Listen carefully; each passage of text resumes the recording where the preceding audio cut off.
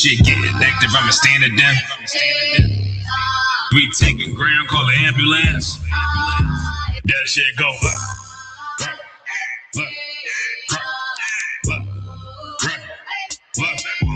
that shit go you best get or you'll get you got that shit go. Got a problem, we'll handle it.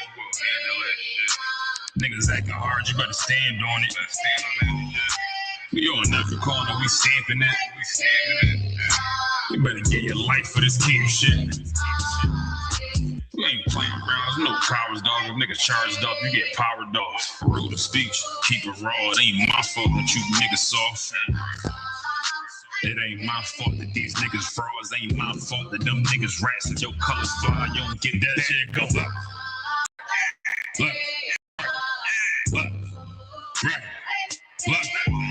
That shit go. You best get or you'll get you got that. That shit go.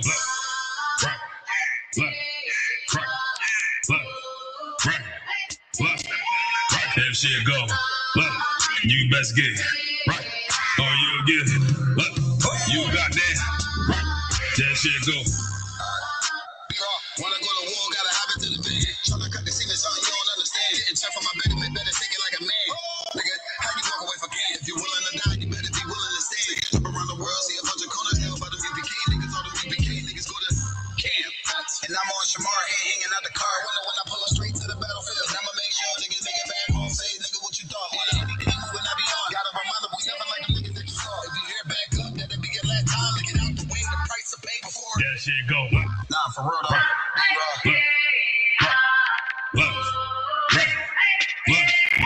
That shit go. You best get or you'll get you got that.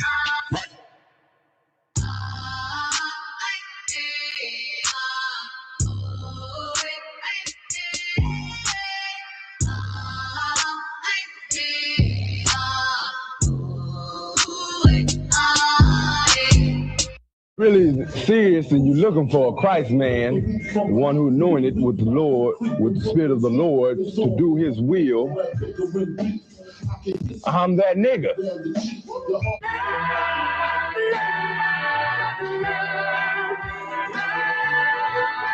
One West, 125th Street. Look, y'all put y'all faith in presidents like they gon' change this country. Run the league and let y'all play cause y'all gon' make a money. Fuck Obama, he ain't come here on cargo slave ship. What the fuck he do for blacks in his administration? I'm waiting, patient like a saint. Black, Hispanic, Native, they hate your ass the same. Hate Christ in their image, paint you as a slave. God ain't all love, scriptures say he hate. African soul niggas, they know we not the same. School to prison pipeline to get you off the streets. Put you in the cell toilet connected to the sink. Molested as a kid, she prostituted as a teen. The byproduct of Martin Luther King dream. They just took the yoke off, my nigga, we ain't free. We living bleak in these wastelands of poverty. If you don't know the truth, then the lie sound promising. Prophecy, gift and the curse. Dylan started killing, they was sitting in church. Black folk forgave them, man, this shit is absurd. You should never love your enemy, that shit ain't gonna work. Yeah, fuck dying on your knees, you better die in glory. Man, I joined the UVK, taught me the art of warring. I took a nigga life like mine to be recognized. I feel that pain every day, can't be reconciled. Pops banging, my sister a prostitute. My brother got life, and somehow I still found the truth. War ready, no cowards, no excuse. Fuck reparations, you can't banish no open wounds. Blood on the leaves, body swing hung from a noose. I was on a run in Nashville and I found the truth. I called the school, classes being held by the shock on my life. I want to be a gangster like a child. Do this for my brothers, real brotherhood. Everything we do, we got it out this book. My nigga, I can never be no African. UPK the only authorized acronym. We in hell, I ain't got nothing against them. That's another religion. If it ain't nothing, you hide them. Ain't he murdered by them and got a hug from your honor. That's the way out for a coward in my observation. They don't fear the Lord, they indoctrinated. Wolves in sheep clothing, Joe Osteen. Real priest bringing back black royalty. One West on my headpiece, rank and order. Can't let them trick me off the streets, I gotta raise my daughter. I got brothers at the border ducking ICE agents. I got the name change, it was life changing. My family thought it was a game. Thrown all black, they said I was going through a phase. It's more.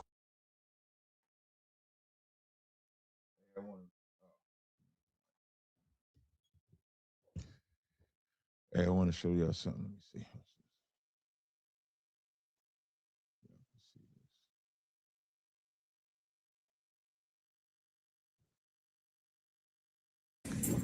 When you got this guy, Shalom.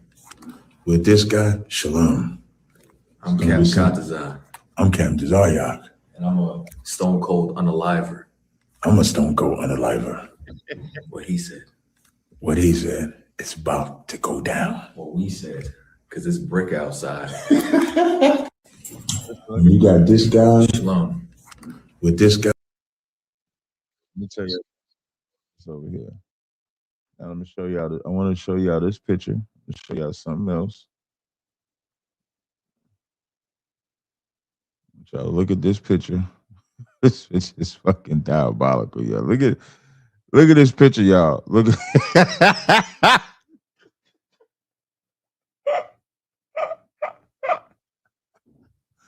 y'all see this picture right here?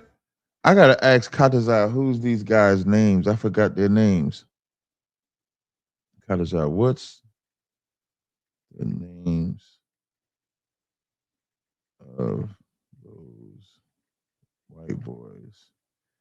And what's their YouTube channel? Let me tell you something. I told y'all wait, let me put myself back on the camera. Let me make this about me for a second. I don't mean that. It's not about me. But I told y'all, I've been telling y'all for like the past week or so. Hold on, wrong way. I told y'all for like the past week or so that I had a debate for y'all that was going to be epic. Didn't I tell y'all that? Give me a 1 in the chat if I've been telling y'all for like 2 weeks. I said I had a debate in Times Square Studios, 2:00. I've been telling? Ain't I been telling y'all this? That's some like a movie or something like that. I've been telling y'all that I had a debate coming. I've been telling y'all that we're gonna be rocking and rolling, and I told y'all you did not want to miss this debate. This was the debate right here. Let me put it back on the camera. This was the debate. So of course, you know, Matan is in the middle. I'm the most, I would have to say on his channel, I'm the best. The reason why I would have to say I'm the best on his channel is because I'm number 3. He said he don't bring guests back. So Sal he brought back, but he brought me back, did a 2-on-2, and I'm just waiting on the name of these 2 white gentlemen here. Apparently, I don't remember their names, but apparently they go like on college campuses and stuff like that, and debate like college kids. After y'all see this debate, y'all gonna say they should stick to the college kids. I think y'all gonna... Do y'all see this dude? I don't know if I can highlight anybody. Can I highlight? I can't bring it over. Wait. Oh yeah. Let me see. This dude right here, the black guy. Listen, when I first got in there, listen. This brother here in that picture. Let me tell y'all how crazy I am. Listen, when I tell y'all I'm the same in real, wait, let me center myself on here. When I tell y'all I'm the same in real life, you know, a lot of people, they say they the same in real life, but you could tell they not. When I first walked in this room with this guy, right? So when I first walk in the room and I see this brother next to me, I said, "Oh, CB4." I said, "Oh, you the guy from CB4." And he's not saying nothing. And I just immediately, I immediately put my fist in the air and I said, and I'm black, y'all, and I'm black, y'all, and I'm blickety black, and I'm black, y'all, and I'm blickety black, black. That's what I did. That's what I did.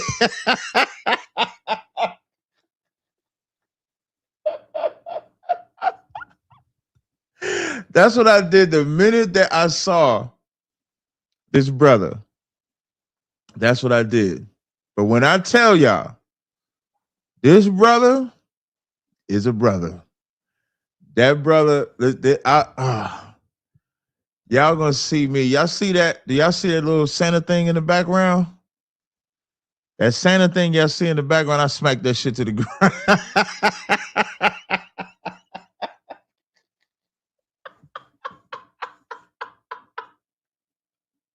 yo, yo, yo, while we was live, and they had that little Santa thing in front of the town, I smacked that shit to the ground. And then Matan tried to get the brother to go do it. I said, nah, we ain't picking Santa up today. We're not picking the white man up today. I grabbed him, made sure he sat down, and he sat down the whole time. That's right. That's what he was saying. Though. That's right. When I tell y'all this shit was dope, man, this shit was dope. Shout out to Matan. Shout out to Kevin. Shout out to Tazaryach. I crack my own self up all the time. That's what I do. All the time. I'm the funniest man in all Israel. Yeah, definitely smacked him. And then the whole live stream, Matan's trying to get the brother to pick the Santa up. And he would not pick that Santa up. He was on my side the whole time. We the Israelites. Shit was fire. Hey man, I'm so the reason for tonight's live stream, of course, I wasn't planning on going live at all. There's a brother, a brother he has an after hours or dark, I think, primarily because he's on the East Coast. All right. His name is Shalomah, from the Israelite group Sons of Thunder.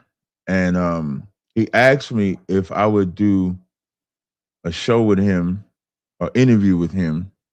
And of course, I do interviews with anybody that kind of requests to interview. And so that's the reason for this late live. Yeah, I know normally I don't go this late, but he's on West Coast time. So hopefully it's not too late on his side. Hopefully we're able to rock this joint out. Get in, get out. That's an OG's classic. Let me see. I'm just checking something. Give me 1 second, y'all.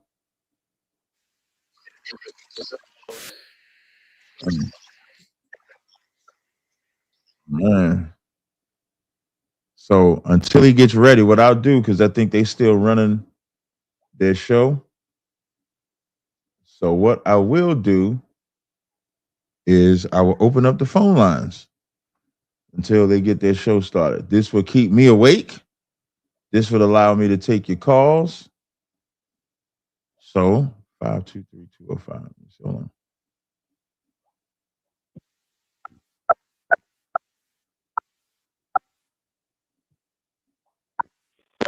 Your conference. Put those links in here. Yeah. All right. So there you have it. If you want to call in, if you got a question or comment, the phone number is 646-828-5777 to call in. Call in.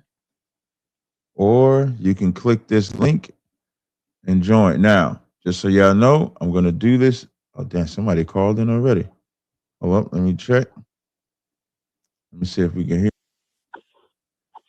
Hold on 1 second, caller, all right? I just gotta share the screen so that the audience can hear you. Hold on. Guess he wasn't playing no games. He said, I want to talk now. Okay. Let's go ahead and bring you on. All right, 202. What's your name? Where you calling from? Yeah, my name's DC Dude. I'm calling from DC. What's up, Cap? Hey, what's going on, DC Dude? You got a question or comment? Yeah, I just wanted to say, man, I'm a Christian, man, and I watch God Logic and Avery a lot, man, and it was just so cool, man, seeing y'all on there doing what I do, man. Two good brothers, man, hashing it out. And man, listen, I really, really enjoyed that, man. And so I was just gonna say, look, I'm a Trinitarian, man, but I love your swag. Why? I love your style. You know Why are what I you a mean? Trinitarian? Huh? Why are you a Trinitarian? Well, I mean, that's just, what I believe in, and I believe it's true. You know what I mean? I believe it's true. So, Based on what? yeah, I mean, like based on the scriptures and, based on logic. Based on logic. What scriptures and logic? What scriptures you based? Well, I mean, listen, I'm not real Oh, versed in the scriptures okay, as no you problem. are. Like I can't quote them offhand. But Okay, yeah, no, I'm there. You know what I mean? I'm listening to it. I'm reading. okay. No, I would and I'm not. It's not a gotcha moment, or anything like that. I just be interested when people say they believe in the Trinity, because of course, obviously, I don't. I be trying to see what compels them to believe in it. So that's why I was asking. That's all. Okay. Well, I mean, I was, born and raised in it, but like what happened to me, man? Well, I mean, like what happened to me is like about 5, 6 years ago, I sought out to prove my religion wrong. And the more I sought out to prove it wrong, the more it actually proved it right. And it strengthened my faith. It strengthened my faith. But I like what you're doing. I wish you was on the Christian side of things, man, because we could sure use you over here, man. But I just want to say I'm a fan. Yeah, hey, I'm I'm gonna a tell you fan. why I'm I like, laugh. I would tell I you why mean, I laugh, because everybody I know, I have Old Testament. This is how I know the Lord is using me the way that He's fit. Because when you're saying Christians tell me that, Muslims tell me that, OT onlys tell me that, everybody say that. Cat, because she was on our side. I'm on the Lord's side. That's what I can tell you. So if you ain't on my side, you might not be on the Lord's side. Is what I would say. That's a little rough. That well, listen, little hard. Mm-hmm. I'm listening, bro. Well, look, I'm a black dude from the hood, man. So, Me too. yeah. I mean, I'm a black dude from the hood, man. Yeah, So, right, yeah, I know I can yeah. tell. You know what I mean? So, I mean, we brothers, one way Wait, or another, wait, right? wait, wait. You said, yeah, you's a nigga. Yeah, I could tell. I could tell.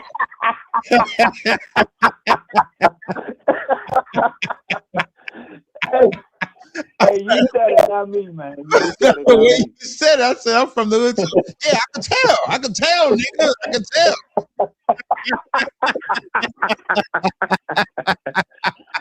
Hey, Cap, man. What's I up? love you, brother, All right, man. I love love you you, back, man. I brother. just Love wanted to you call, back. let you know I'm a fan, And so, Definitely. you know what I mean? Keep up what you're doing, bro. No sweat. I appreciate it. All right. All right. Later. I'm trying to get okay, so I'm gonna go live from so I'm going live on TikTok as well. So if you want to watch it on TikTok, you can watch it on TikTok too. I'm trying to see, does anybody know? I put in my chat, this back chat I got, who are those white guys that we debated? I really want to know, so I could pull their YouTube so I could show you exactly who they are. No, I'm not about to debate. No, I'm just about to do an interview now. But until the interview starts, I am taking calls. I didn't pin that number to the top. I apologize. Let me pin the numbers to the top. Hold on 1 second, y'all. Let me pin the numbers to the top. Hold on 1 second. So I'm just waiting for the brother that I'm going to do the live stream with. I'm just waiting for him to show up. So until that time, if somebody's on TikTok, if somebody's on YouTube and they got a question, I'm answering any question you guys got. You can call in. You can come in through the. Somebody's on YouTube and they got a question fit. Let me see. Let me just pin this to the top, and then I'm also going to put this in my TikTok link just in case they want to come in through TikTok. So if anybody's on TikTok, by all means, y'all could come in and join. Make sure you heart the video. That's the link to call in. There was some things I wanted to talk about. Oh, give an answer. Okay, somebody done sent me the YouTube channel. Okay, so now I get to show y'all who the gentleman is. So let me come back over here to StreamYard. So now I'm going to show y'all. So now I'm going to show y'all who. Oh, not from that channel. I'm going to show you. Oh, so for my TikTok audience, just to give y'all a brief update what I'm about to do now. Let me come back here. Let me click this. Wait, let me show y'all this old picture right here. Y'all see this old picture right here? This picture right here, right, is the first set of oil. This is how this is where I came from. Tazaryach oils and body butters. This my body butter. This what my body butters used to look like. Let me see what else. Let me see the last one. That was the logo, but this one right here. Let me see if I can come back to this one. How you go back? These are the first oils that I ever bought. These right here. These oils right here. Come on. Can I pause it? Let me go back. Hold on. Let me pause. Pause. There we go. These oils right here are the first oils that I ever purchased for Carl Gas Creations. This was back in 2019. So this was about April or May of 2019. These were the first set of oils that I bought.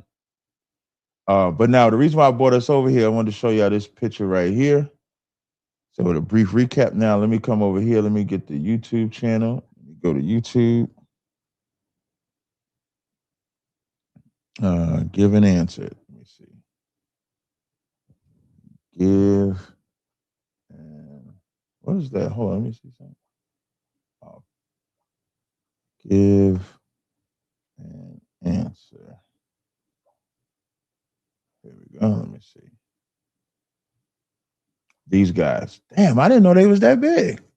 When you were 3 weeks old and you woke up at So these guys, so let me come here first. So when you look at this here first, it says these are the every time. Look at this dude right here. Hold on. Look at this dude right here. Look at this dude. That dude looks absolutely insane to me. That dude looks absolutely crazy to me right there. So these guys are the Christians that I debated. Can I zoom in again? So we just finished debating these guys, me and Captain Katazai. Me and Katazai just came from New York. This is their YouTube channel. Give me an answer with Stuart and Cliff Netchell. So apparently they go to now. I never really heard of them. Well, they said they can't hear me. What you mean? Hold on, let me check. They said they can't hear me over here. Oh, Jesus Christ. Oh, can y'all hear me now? Hold on, let me see. Let me add it. What the freaking frack? Hold on. Oh, wait, testing 1, 2. Can y'all hear me now? Give me a 1 if y'all can hear me on TikTok. Now I'm gonna have to say all of that over again. Give me a 1. There we go. Yeah. What? Oh, okay. Thank you. Okay. All right. So now I got to back up. All right. So what y'all looking at? I'm gonna say it again because my TikTok audience didn't hear me. So what you're looking at is today at 2 p.m. today. Somebody said, "Don't none of them look right." So today, I knew about this debate. So Matan, let me show y'all something else. In case y'all want to check my resume, why I'm like one of the most sought after Israelites. I love popping shit under ISUBK, under Command and General Hana. I could pop all the shit I want. So I want to show y'all this first. Because Matan said he doesn't bring guests back for a second time. Remember that. He said he doesn't bring back guests for a second time on his platform. I want to show y'all.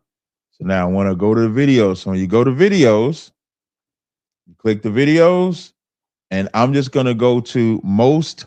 First, I'm going to show you the oldest. So if you go to oldest, his first video was 6 years ago. So he had this platform for 6 years, right? So if we go to popular, you look at the most popular videos. Let me shrink my face down a little bit on TikTok. You go to most popular videos.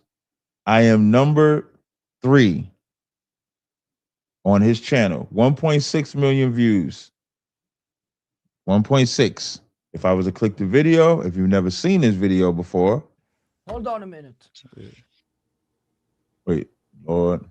Religion. So you have black okay, people, so now when you say that, people, white whatever you people. say with Judaism, that's fine. But if we're going by the Torah, you can't intermarry, interracial. You can't do none of that. But this is the Torah. This is the I'm asking you video a simple question. that I did. If you look at some of the comments on the channel, let me see. I'm gonna just go to newest, because I haven't clicked this video for a while, so I'm gonna just go to newest. So when you go to newest, these are the comments. Black guy low key cooked them. Black Jews are the funniest things on earth. That's funny. Red and Harry, what does a child do when they're born? Let me see. Sal's worst punishment. Mike fighting for his life is the best podcast moment. The black man gets upset about him being referred to as black, but makes his literal whole identity about being black. So these are all the comments. So he had hit me up, I think before I left, and he was like, before I left California, he was like, would you want to come back and do another show? So I said, sure, I will come back and do another show. And just for my TikTok audience, if y'all want to, if you got a question or comment, you can click to join. I'm not a TikTok expert to just bring people up, but if you do have a question or something, you just click and you can join and watch. You just let me know. All right. So after this, he hit me up. And so this photo is from the excellent work that myself, I almost picked up. Y'all see this candy cane down there? I almost picked that shit up to beat the Christmas tree. You can't see the whole Christmas tree, but there's a Christmas tree. Let me see if I got another picture, because I got some pictures on my let me see. I'm gonna see if I have an actual picture of the candy cane. I mean the Christmas tree. Give me 1 second. Let me go in my Dropbox. I will put my Dropbox over there, but I don't want nothing to pop up that shouldn't pop up. So I can. How the song goes, she gonna be upset if she keeps scrolling to the left, dog. Let me see. I didn't get a picture of the Christmas tree. But if you want to see the guy Mike in character, let me see. This is Mike in character. Look at this picture. I'll bring it over here. This is Mike in character, y'all. That's how Mike's. Oh, you can't see the Christmas tree right there. So you can see the Christmas tree right there, and you can see Mike in character. Look at Mike. Look at Mike.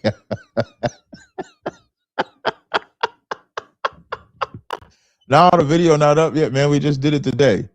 We just shot it today. I hope.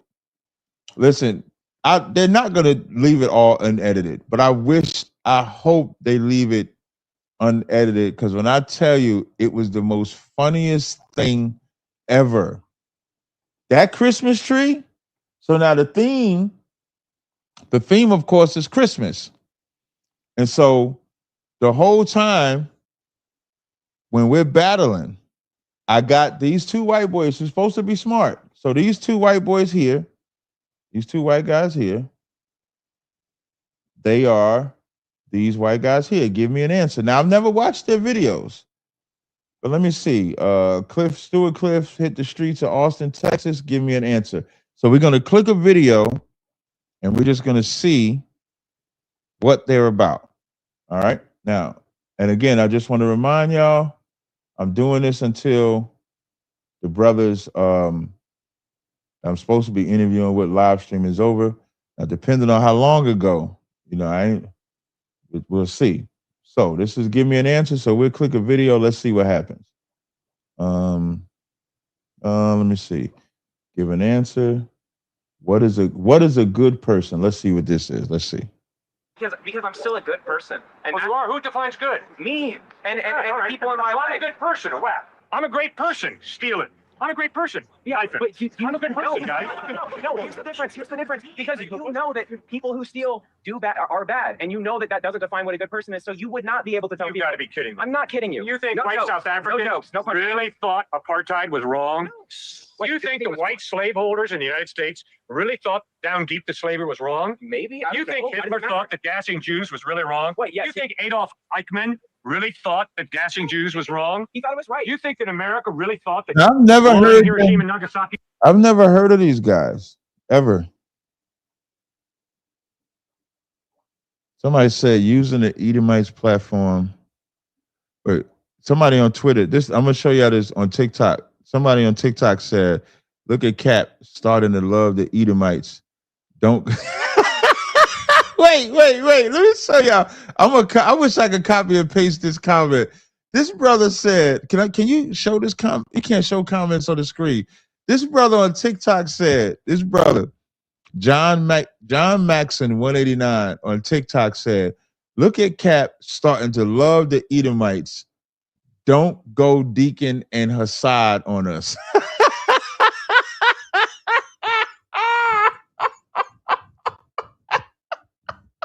Hey, one thing, let me tell you something, brother. One thing you ain't never got to worry about. Ever. You see that, Natazab? He said, don't go Deacon and Hassad. One thing you ain't never got to worry. I remember, if I could find this video, I remember the first time I encountered Vocab Malone, right? There was a part, Tazaryach versus Vocab. Let me see if I can find this video. In this video, right? This one right here. In this video, get into the scriptures, but you owe Command and General Hannah an apology. Now you apologize. Wait. Now, I try to tell y'all I'm the most gangsterest nigga on the face of the planet, right? So this is the first time that me and Vocab ever interacted with each other. Now, just to give y'all a flashback, who knows where this studio is? Let me see who's smart. Wait, before y'all answer, hold on 1 second.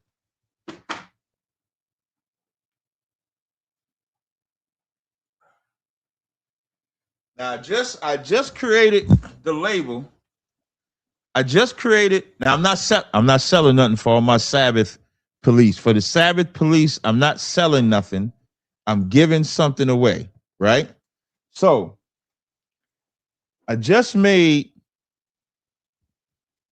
my Sincere Red, right? This is my new oil. It's called Sincere Red. The reason why it's colored red is because it's the name of it is red. Named after, so Sincere was my name was my little street name, nickname when I was growing up, and red is my father's name. So it's a combination of a father-son smell. Shit is phenomenal. I'm gonna give this away free.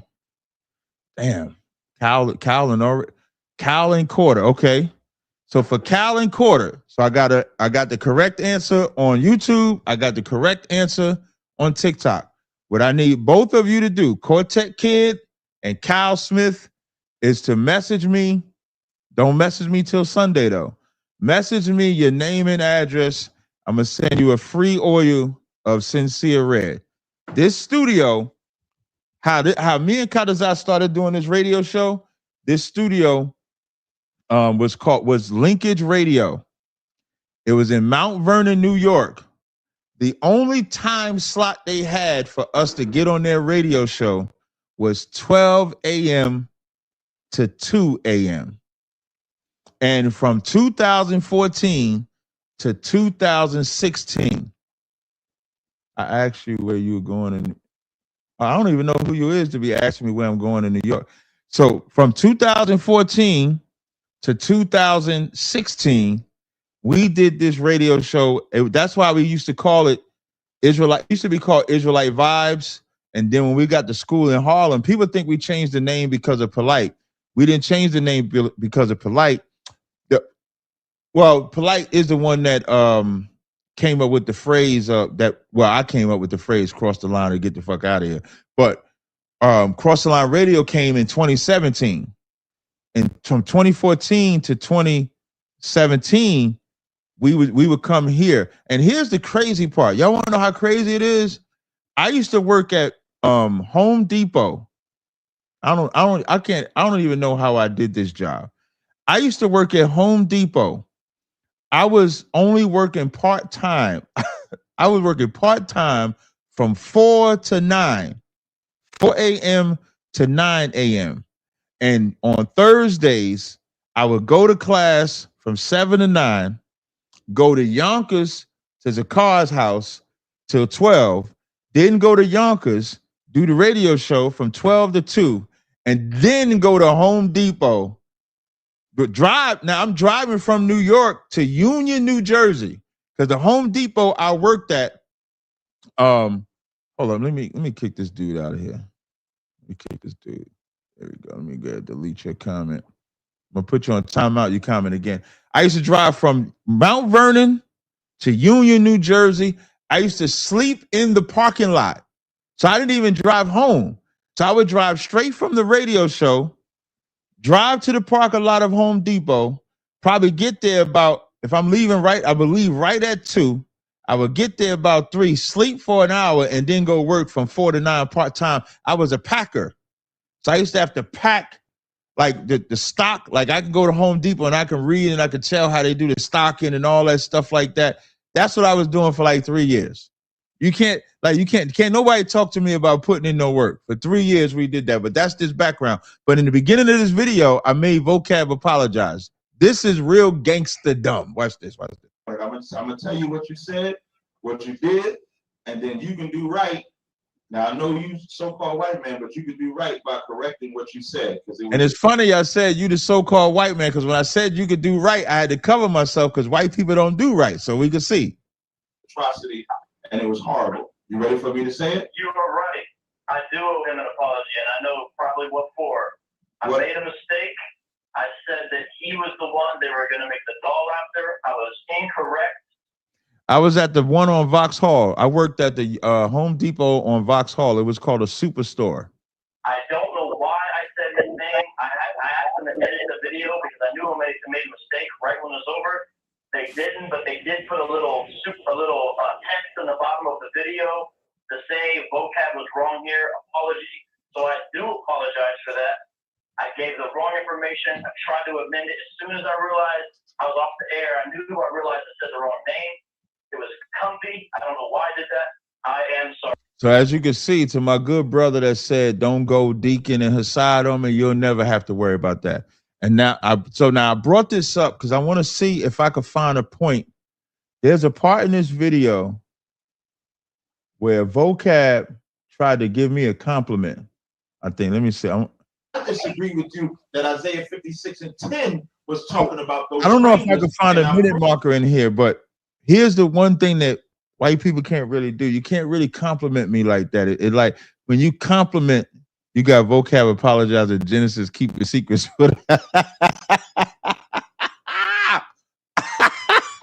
Like Vocab gave me a compliment in this video, and it just sound like he trying to snake me.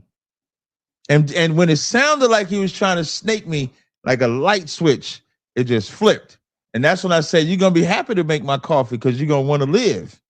That's how I treat them. You'll never have to worry about me with white people. But this guy, Stewart and Cliff, I can't speak for their biblical knowledge or when you were 3 weeks old. When it comes to being on their platform, give me an answer.org. Let me see what's their most popular videos. Let me see. Oh no, I was in wrong. Let me see. Their most popular videos. Okay, doing 2 million, 1 point. Okay, they got some good videos out there. They do some good work. I guess they do some good Edomite work out there. Hate Thy Neighbor was filming y'all. Look at Quarter Kid. No, Hate Thy Neighbor was filming y'all way back then, man. That's what's up. So when you look at this picture, look at the picture. Now we're going to focus on the good brother right here. Y'all see this brother right here? Y'all see that Santa Claus right there? I was smacking the shit out of that Santa Claus, man. He said, Matan was like, stop smacking Santa. Stop smacking Santa. And and when I smacked Santa on the ground, Matan tried to get the brother to go get and pick the Santa up. I wouldn't let the brother pick up Santa. I said, we ain't following no damn Santa Claus. Get that Santa Claus up out of here, man.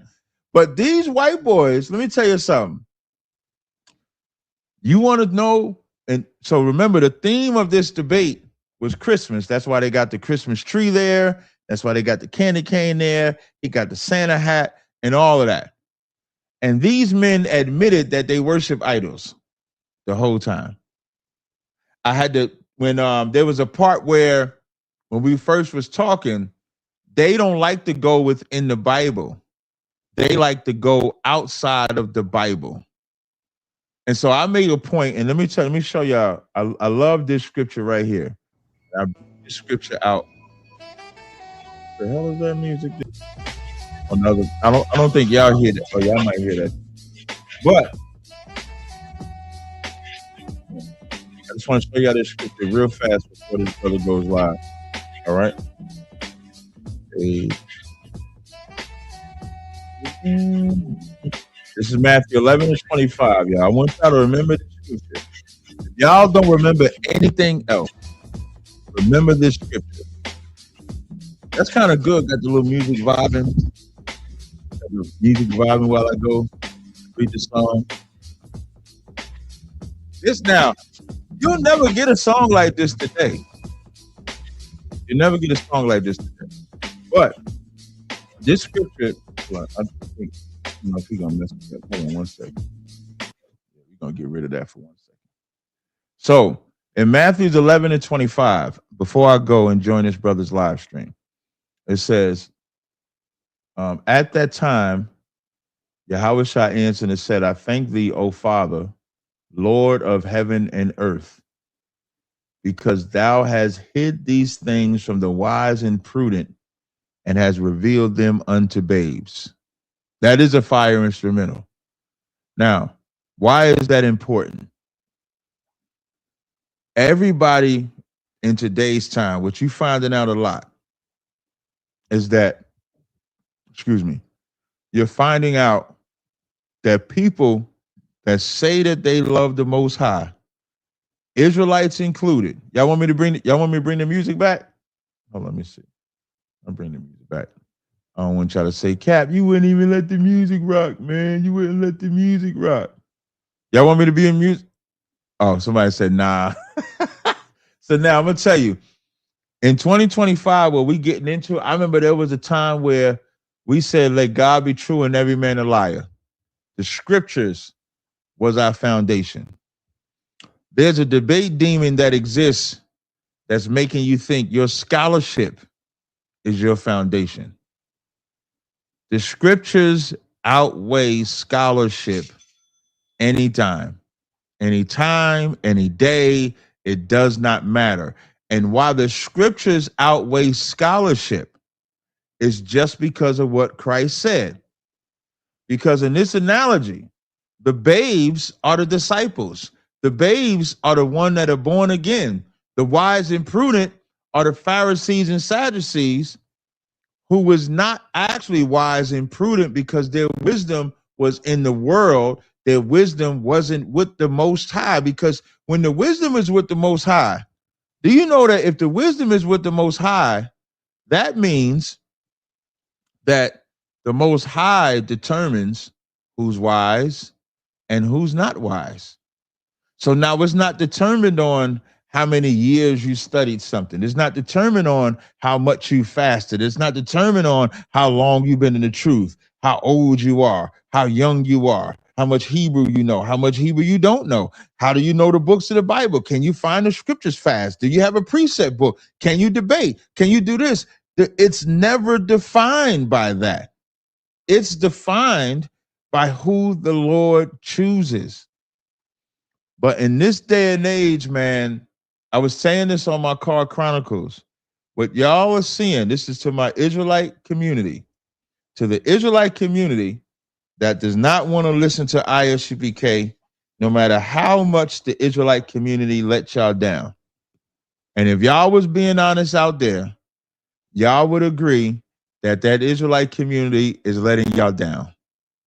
I remember last year, you had an Israelite group that had a whole lesbian pretending to be a man in their group. And y'all don't think y'all need to be in no order. They had a whole man, a man. Listen to me good. They had a whole woman that pretended to be a man through Clubhouse, was invited to a Feast of Tabernacles. When they found out that this woman, that what they thought was a man might be a woman, they bought her by a tree and said, pull your rod out. And y'all telling me the Israelite community is not letting y'all down? And then that same brother, the same brother that was in charge or in some position with that group, was sleeping with women and throwing them away left and right. Y'all telling me the Israelite community ain't letting y'all down? Then you had the incident with Guerrilla Hebrew. Y'all telling me the Israelite community not letting y'all down? You got the situation with these Israelites now saying salvation is for all. Y'all telling me the Israelite community ain't letting y'all down? I can't throw Zion Lex in there because he was never, like, who the fuck ever cared about Zion Lex? Nobody. What damage has he ever done? What impact has he ever had? He's never had an impact. So I can't speak of him. So if you OT only, maybe he let y'all down. Maybe OT only niggas he let y'all down. I mean, I don't know. But the Israelite community, man, but what I am telling y'all is that there's a group of Israelites that's coming to destroy everything that the Israelite community tried to build. You can believe me, you cannot believe me, but when I told y'all what Genesis was going to do, you didn't believe it, and look at it. So at some point, you're going to have to say, hey, man, Cat might Live life great, eating beats, let us say grace. I just want to catch me a breeze, summer season, see me by the beach. He's playing. See, the reason why I'm not joining his live stream yet is because he's playing that music. I don't play that music during my live. So you cannot listen to me.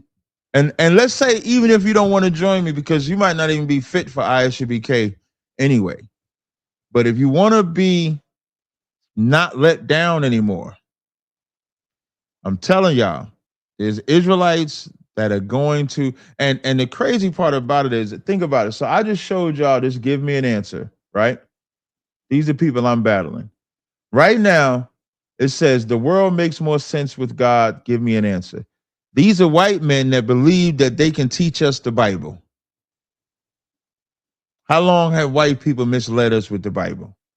So this is so for 3 hours. So whereas Israelites want me to debate them in a little ecosystem of this Israelite community, I would rather debate them, because you know what they are?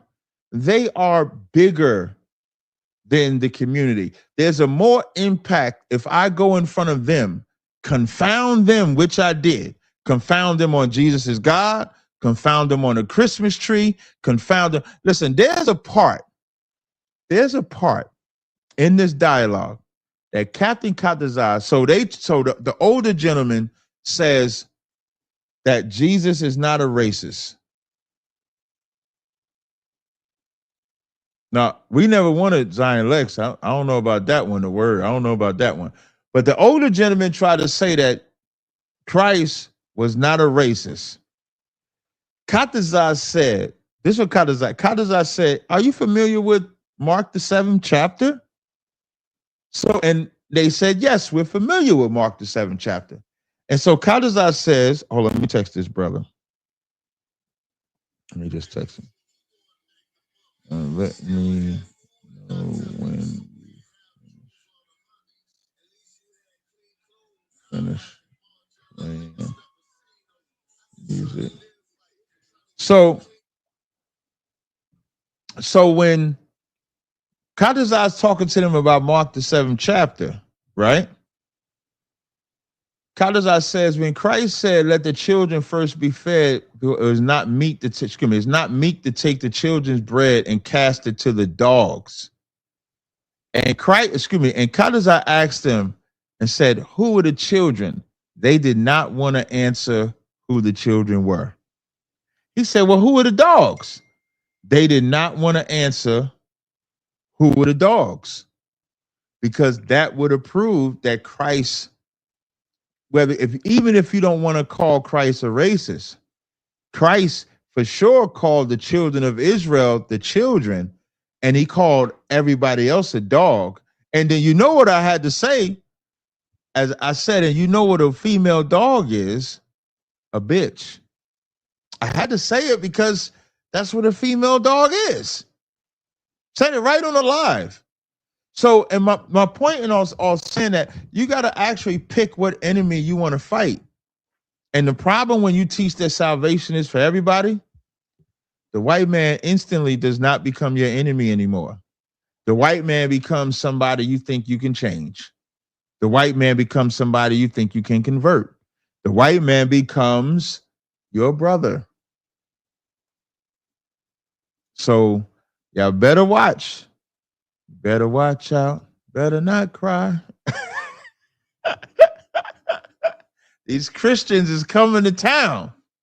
Y'all better. I can't say it any more than that. You know what I'm saying? It's Matthew 10:8 said it's given us to us freely that God had to bear. I'm misunderstood. Let me go to Matthew 10:8. Hold up. Let me go to Matthew 10:8.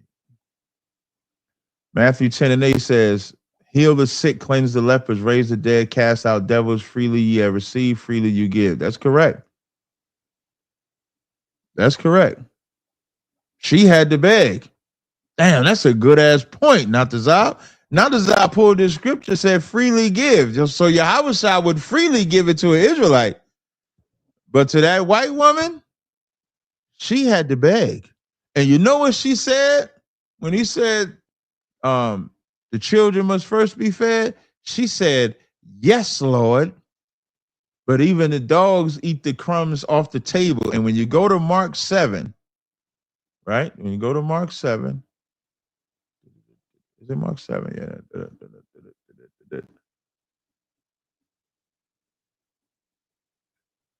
And Mark 7, after she said, so here she says, she answered and said, yes, Lord, it said unto him, yet the dogs under the table eat of the children's crumbs. When she realized she was a bitch, and he said unto her, for this saying, go thy way. That was her faith. Her faith was knowing that she was a dog. Her faith was knowing that she gets a crumb. Not that she get to sit at the table with us. That's an unjust God. It's hard for me to fathom in my head. And again, anybody can join. My phone line's been open. And I don't mind talking, so I'm saying this so that y'all don't have to feel like y'all can't do anything. But I talk. People know me. I talk all day. So just so y'all know, my phone lines are open. You can join on TikTok. You can join on StreamYard. I don't mind talking though. But it's impossible for me to believe that the Most High, in His infinite wisdom, in His infinite judgment and punishments of us, would allow us to go through what we went through, but nobody else goes through what we went through. That's an unjust God. If I was to go to the book of Isaiah, chapter 47, this is one of my favorite scriptures. It's Isaiah 47, verse 6. It says, I was wroth with my people. I had polluted mine inheritance and given them into thine hand. Thou didst show them no mercy. Upon the ancient hast thou heavily laid thy yoke. And thou said, shall be a lady forever. So thou didst not lay these things to thy heart, neither did thou remember the latter end of it. Therefore, hear now this, thou that art given to pleasures, thou that dwellest carelessly, thou that sayest in thine heart, I am, and none else beside me. I shall not sit as a widow, neither shall I know the loss of children. But these two things shall come to thee in the moment of one day, the loss of children and widowhood. That's what's coming to the so-called white man. It's just that simple. It's not hard. It's not rocket science. It's not any of that. If you go to the book of Revelations, most people go to 13. I don't mind 13. In Revelations 18:5, it says, "For her sins have reached unto heaven." Aren't y'all seeing? If you got a question, I see you on TikTok. You say you got a question. You can put it in the chat if you got a question, or you can join if you got a question. I would just type it fast because when this brother let me know he finished playing music, I'm gonna hop on his live stream. Now I'll let y'all join for the live stream. That's not a problem. But if you got a question, you need to type it fast.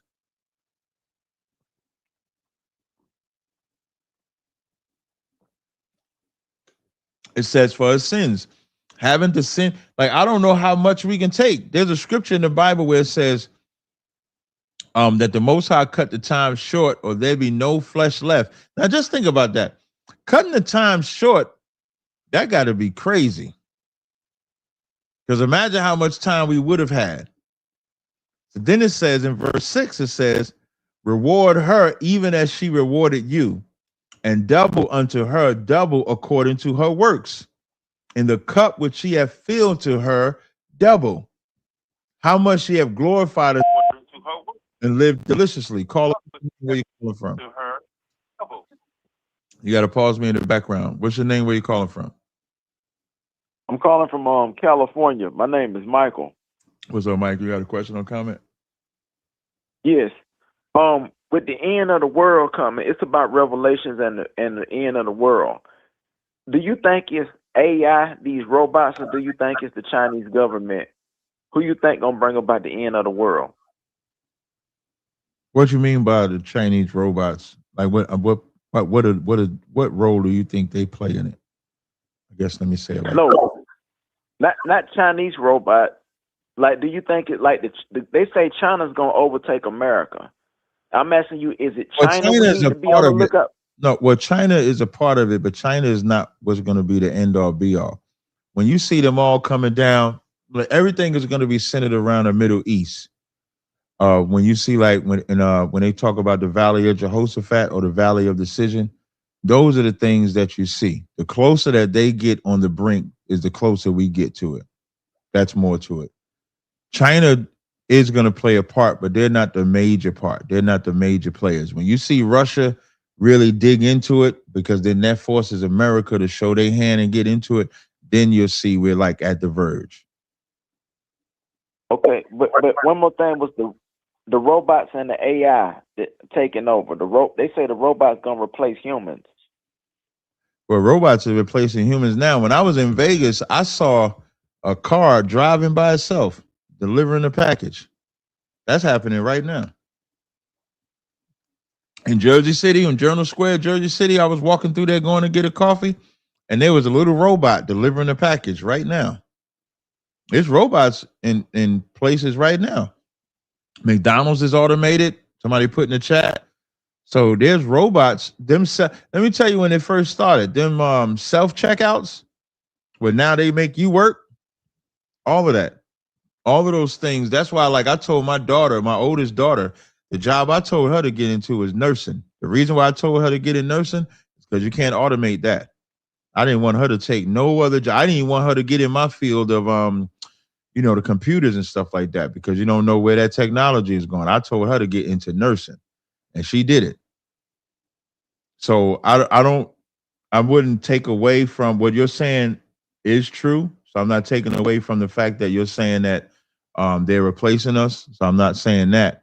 But China is not what brings in World War III. They're a part of it, but they are not what brings World War III in.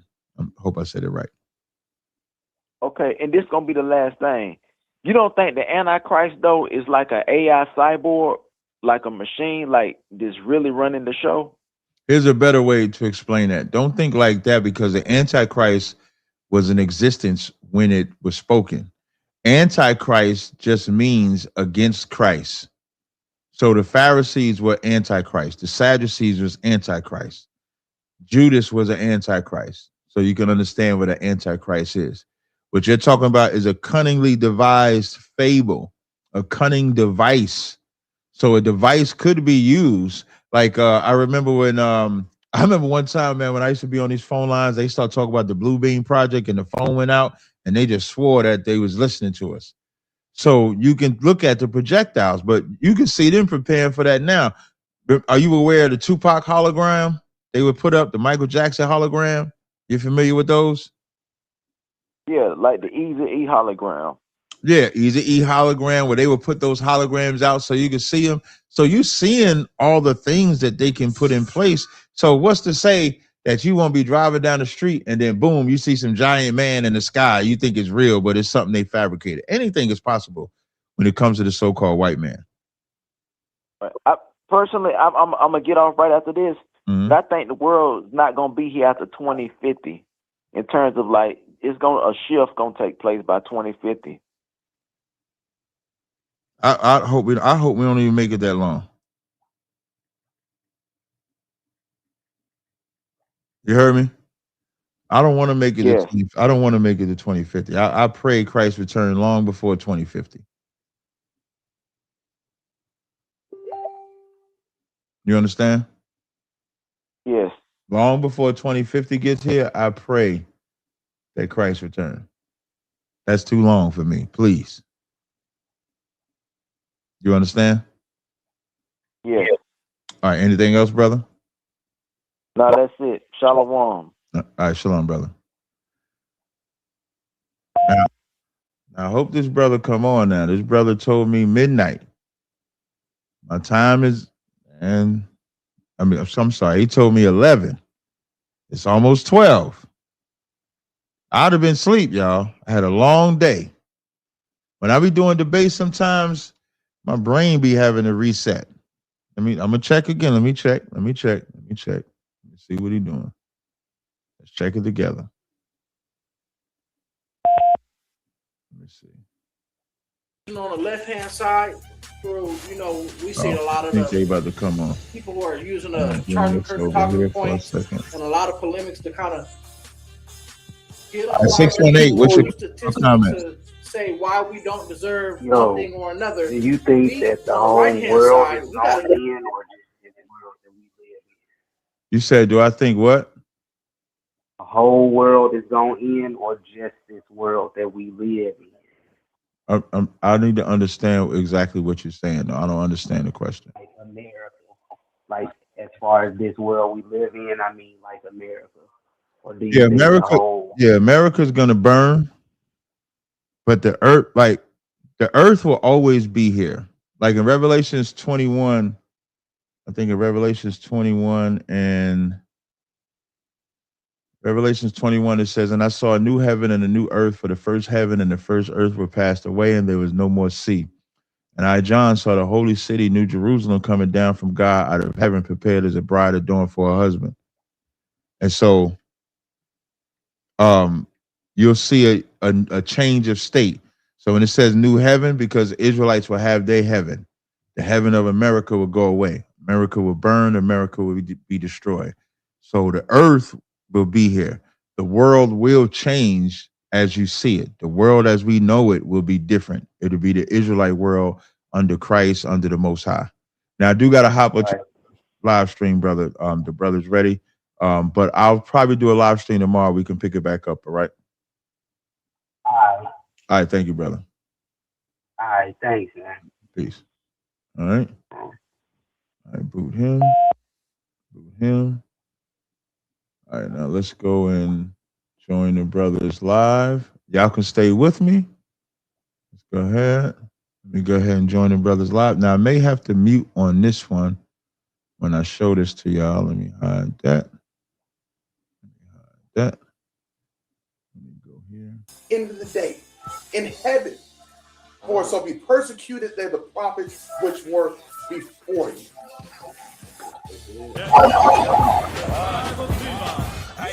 Give me Matthew 15 and 24. When Christ said, I came for the lost sheep of the house of Israel, if it was just a Judah, Christ ain't never lied. Not one time. So if he came for the house of Judah only, he would have said only the house of Judah. But he said, I came for the house of Israel, all 12 tribes of the nation of Israel. Matthew 18 and 11 say that the Son of Man came to save that which was lost. Hey, Shalom, Captain Tazaryach. I want y'all to give a warm welcome to the captain of Hey, shalom, brother. Hey, Real Nigga University. Hey, what's going on? How y'all doing? Shalom. Y'all was from Shabbat. What's going on, Akim? How y'all doing? Hey, it's all good. Okay. You know, y'all got me big. I don't need to be that big. You want to split it so they can see y'all too? No, you are a guest. You are a guest. Okay, that's how y'all do it. Okay. All right. You are a guest. People gotta see. It's not about us. It's about you and the Most High God. Most High Christ. Okay, that's what's up. What's happening, man? How y'all doing over there? Hey, we living good. You know, we down in SoCal. Yeah. It's like 9 p.m. for y'all, right? Oh yeah. Yeah. Yeah, I was just in Vegas like last week, so I know what it feel like because I had traveled. I think I flew. My flight was like 5:36 East Coast, and then when I got out there, it was only like 9, even though it was like a 3-hour difference. So I had that time. So I get it, man. I get it. Mm-hmm. You know, we ain't gonna take too much time. Hey, you know, I asked the question. It was in Folly, of course. It was early in the morning. Mm-hmm. I was up early in the morning, and I asked the brother. I said, "Yo, because I'm not a morning person. I'm more of a night owl, right?" Okay. And I said, "Yo, is the Most High up yet?" So we got to remember, hey, the Most High is always around. Right. The Spirit is always around.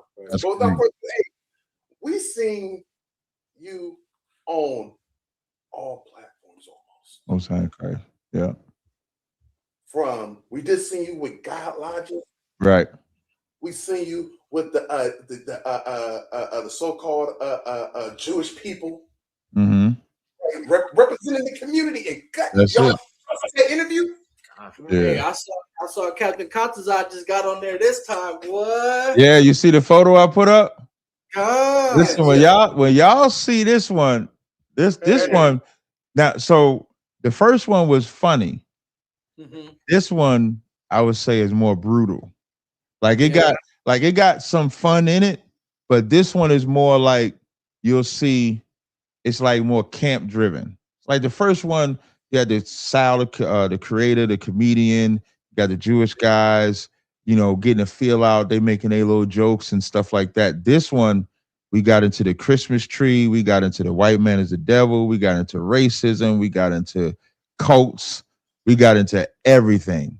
So it's more pointed because I didn't know who they was at first at all. Really, I had to look them up like an hour ago to see who they was, but Matan told me that they're the 2 of the most popular Christians on YouTube.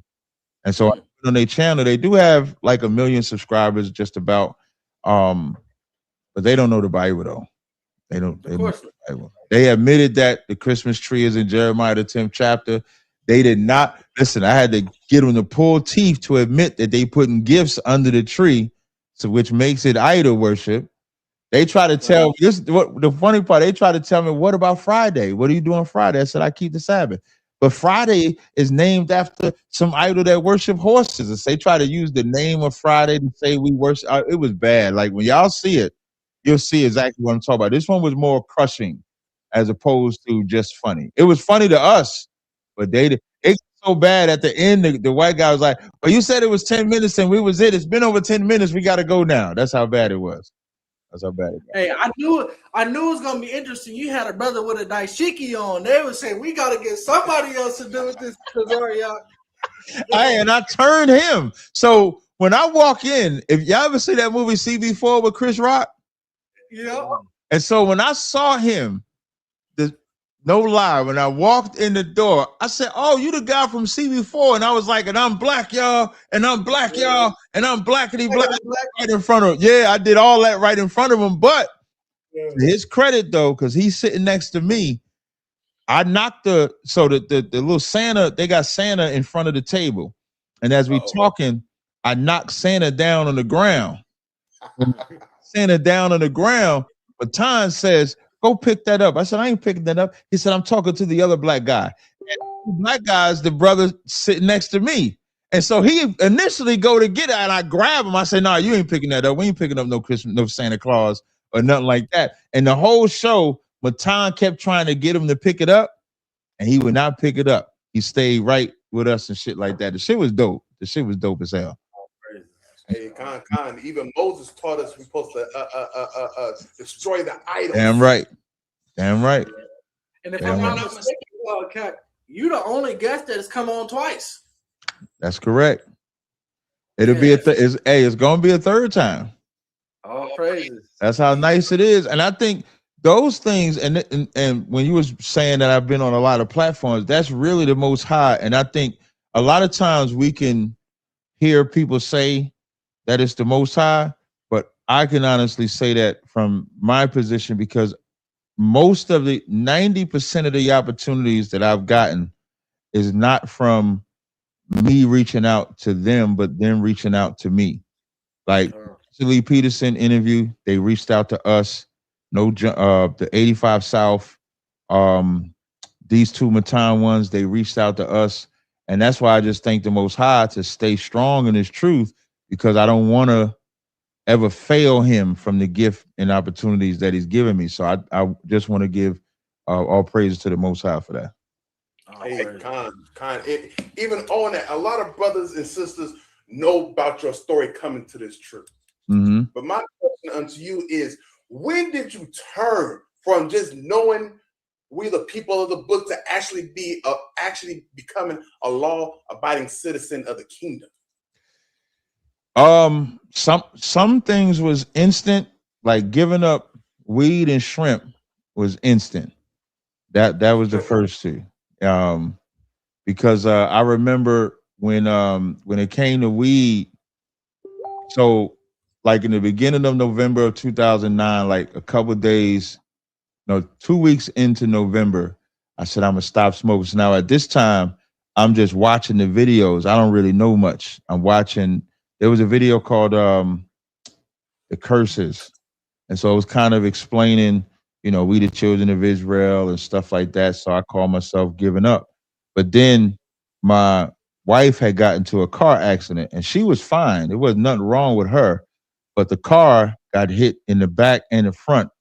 And I didn't have insurance on the car. And when I didn't have insurance on the car, I go right. So I come, she calls me, says she's in a car accident. I leave work, come to the car. I'm looking at the car. I don't have insurance on the car. It wasn't her fault. And so I'm just praying that the other person has insurance on the car. So while I'm waiting, the first thing I do is go to the barbershop, get a bag of weed. And as I go get the bag of weed, I roll a bag of weed, smoke it. And as I'm smoking it, I'm like, this is what I said to myself. I said, nigga, like, you smoking weed because of a car accident? I couldn't believe, like, I felt like an addict. I felt like a pure junkie that could not function unless I smoked that weed. And I didn't want to be weak anymore. And so that was that. And then the shrimp, I used to eat like a bag of shrimp damn near every day. So those two things was instant. The other things I started learning over time. And then when I got to ISUBK and started understanding what it meant to actually keep certain laws, what it meant for the Sabbath, what it meant clean and unclean foods, who you can marry, who you cannot marry. Then I would say over time, by the time I became an officer of 50, I was locked in as far as being a law-abiding citizen, as you asked. Hey, God, can you expound on that for me? A lot of brothers and sisters today, even they know they're Israelite. Mm-hmm. They almost a full-abiding law citizen, but they still battling with that vice of smoking the weed. If you can expound on how you got over that. I did it for Christ. Like, so before I came into the truth, I was always an on again, off again smoker. So I had been smoking weed since I was 13. And off and on. When I was in the middle, what's crazy is, so I was hustling up until, so I was hustling from 13 to 19. And then my sister, I got a twin sister. My twin sister joins the military And as she's in the military, she went to South Carolina where she did her basic training. And so she's writing, and I'm talking to her, and she was like, you really should think about joining the military because, you ain't doing nothing but hustling up there. It's working out for me. And I still wasn't going to join. And one day, so I just said I was hustling. So one day I come from this Jackson's Discount buying the bags to bag up, and now I'm on a corner. I don't have no drugs on me. And so when I'm on the corner with my partners, the fucking D's roll up, the D's hop out on us. And so as they hop out on us, they got us all, they searching us and everything. And they found this stash of dope.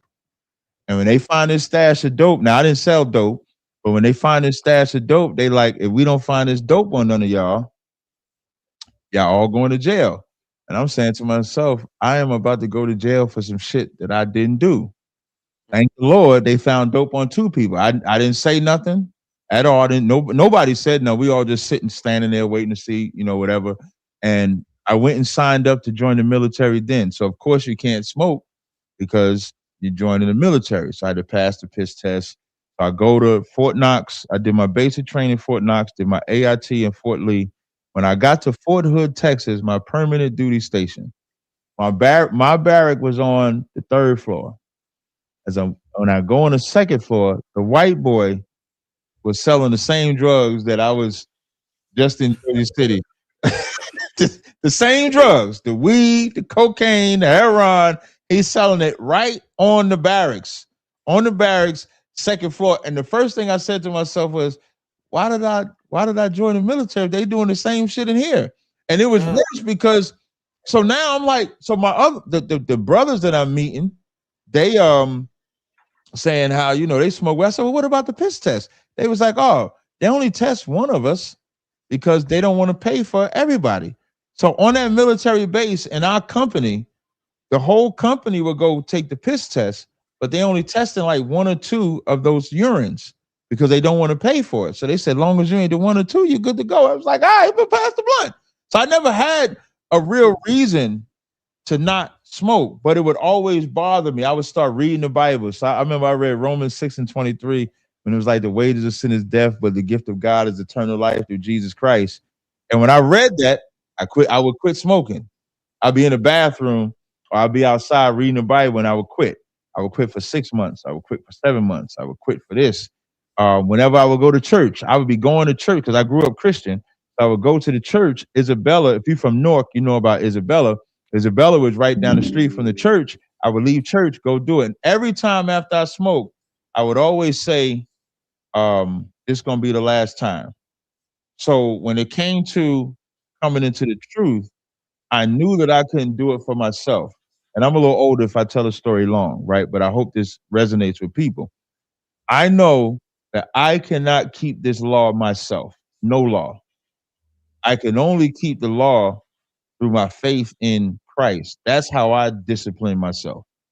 Because when I understood the severity of Christ dying for us, and I told this story the other day. I was watching this movie, Saving Private Ryan. You ever see the movie Saving Private Ryan? Gone. At the end of that movie, I never watched the whole movie, but when I was flying to Vegas, I watched the whole movie. And at the end of that movie, when Tom Hanks and Matt Damon is talking to each other, Tom Hanks tells Matt Damon to earn it because they all died saving his life. Now, all he has when he goes home from that war is that these men died so that he could live.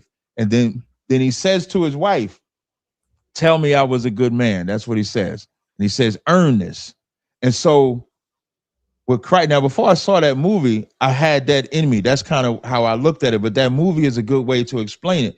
When we look at what it means, God so loved the world, when we look at what it means, Christ dying for us, it should be something that we earn that life for his life. So that's when I adapted that concept, that's what makes it easier for me to keep the law. So I'm not that special. I'm not special at all. But I think we're all special under the Most High. So if we understand what Christ's death means, that's what makes it easier for us to stop all sin, whether it's weed, whether it's pork, whether it's white women, Chinese women, whatever your affliction may be, you can do it under Christ. Man, that's profound. I tell you, that weed demon is the crazy one because Jakes put their whole life, structure their whole life around smoking. They smoke because they got up. They smoke to go to sleep. They smoke before they eat, and they smoke because they eat. You know, Real talk. And that's the crazy part. And you know another thing I had realized. Now I realized this after when I stopped. What I realized is that like my father was a heroin addict, and I always used to say I don't want to be like my father. Like my father was a heroin. What I realized was that I was just like my father, except my addiction was different. My addiction wasn't heroin. My addiction was weed. And we're taught that weed is not an addiction. We're taught that weed is not a drug. And so because we think that weed is not a drug, that's why we go into it. And like you said, if you got to wake up and the first thing you got to do is get high, you got a problem. Just if you got to wake up and do anything, if you had to wake up and have a drink, that's a problem. The difference is alcohol has never been taught as a medicine. It might be taught as courage juice. It might be taught to settle your stomach, but it's not healing your body or anything like that. Whereas marijuana is an actual medicine. Like marijuana, marijuana in its proper use, just like the coca leaf in its proper use, does have healing properties. We just you said what? Because of the cannabinoids in it. Right, exactly. So like if you got certain pains and stuff like that, but you can't smoke it though. Like you could put it in a tea, you could put it in an ointment. There's medicinal usages of this plant the way God intended it to, but it wasn't meant for us to abuse. And so you're right. If you got to wake up like that, and when I dawned on me that I had became an addict like my father, I was really shamed by it. I mean, I was shamed a lot. Like in Ecclesiasticus, I think it's 4. It says there's shame that bring forth. Let's see if I can find this scripture. Yeah, I think when it says there's a shame that bring forth glory and honor, I think it says something like that. Then there's a shame that. Wait, let me see if I can find it. Ecclesiasticus 4. I got it right here. Yeah, can you read it, please? God, it's the book of Tazaryach, chapter 4, verse 21. For there is a shame that bringeth sin, and there is a shame which is glory and grace. Yeah. There's a shame that bringeth glory. And I like the shame that bringeth glory and grace now, because the shame we all go through is that we don't get high. The shame about it is we're called fools. Every time you tell somebody smoking weed is unlawful, they fight you tooth and nail. Tooth and nail. But if you ask if you can smoke crack or cocaine, they're gonna say no. But the same rules that you're trying to apply for marijuana, you can apply for anything if you go by that logic. The shame of Christmas, when we have shame that is glory and grace, because we don't have the stress of Christmas. There's no stress on brothers for December 25th anymore. The stress beforehand was like, I got to get the gifts. Got to get some for my mother. Got to get some for my grandmother. Got to get some for my wife, my side chick, all my kids. That's stressful. Now imagine you ain't got to celebrate that no more. You know how much money you save? You know how much your brain is free? Now, the other shame is if you don't have it. The other shame is, and shame, another word for shame is peer pressure. There's a heavy amount of peer pressure that is on us as teenagers that carries over into our adulthood. Did you hear what 21 Savage said recently? 21 Savage said that Atlanta raises pedophiles. And when he said it, I'm like, well, what does he talk about? But he started explaining how as kids, they prepare you to be in the club, because the way that they used to run the kids' parties, you had to buy, instead of buying a bottle in the club, you buying a bottle of soda, like you flexing like that, and how it prepared you to do it. And if you couldn't buy the soda, you were shamed. If you can't buy the bottle, you shamed. So there's a way that shame or peer pressure can pressure us into a lot of things where we don't have the shame, which is glory and grace. We be like everybody else. Hey, well, to let me back on that, hey, I got to tell you, you brought up your father. Mm-hmm. your testimony with forgiving your father helped me forgive mine. Most High With hearing encourage. how you did with you and your brother, Mhm. after I heard you do that, and I kind of felt ashamed, but I felt justified in my angst towards him. But hearing you do that, it helped me. So Yeah, it frees us. And that's a way to honor your father. You always hear people say your daddy ain't shit like that, right? But if you're here, how could your daddy not be shit? How can your daddy be trash if he had you? And life ain't, to me, like once you get to a certain age, daddy can't be an excuse, mama can't be an excuse. It could be the root of the problem, but it got to be something that you eventually can get over. But if you don't address the problem, that's why forgiveness is such a and people think forgiveness is for the other person, but it's just as much for you as it is the other person. Because if you hold that anger in, you don't know if that anger, like the anger I had for my father, blocked me loving my brother, and I thought I was loving my brother. It wasn't until I realized that I wasn't, and then when I forgave my father, and then it freed me up to actually love my brother, I'm like, damn. That's why it's hard for me to hold grudges. Like, that's why I don't hold grudges to this day. I don't hold no grudge against anybody, because if I hold a grudge, I don't know if that's blocking me from somebody that I shouldn't be. So it's better to just not hold a grudge. Now, that only applies to my people, though. That don't apply to anybody that's not my people. So if you not an Israelite, yeah. Yeah, so if you're not an Israelite, I'm not talking about that. Hey, Salakia Cap. So, as you share your story with us, how do you translate this to now leading the many men in your camp, coming out to the highways and byways? Tell us like some of the highs and lows of being a leader of many. The low, well, the burden is you can't be yourself, meaning like I don't have the luxury of being able to like go on Facebook or go on Instagram or go outside and just do whatever it is that I want to do. Because whatever I say or do, it people will listen to it, people will hear it and be like, well, Cap said it, so it must be okay. Or Cap said it, or so it must be like that. So the first thing you got to understand is the position that the Most High put you in. So that could be a high or low depending on how you feel about being as a person. But if you actually take it the right way, it could only be a high, because it's a discipline for you, because maybe you shouldn't say what you want to say. Maybe you shouldn't do what you want to do.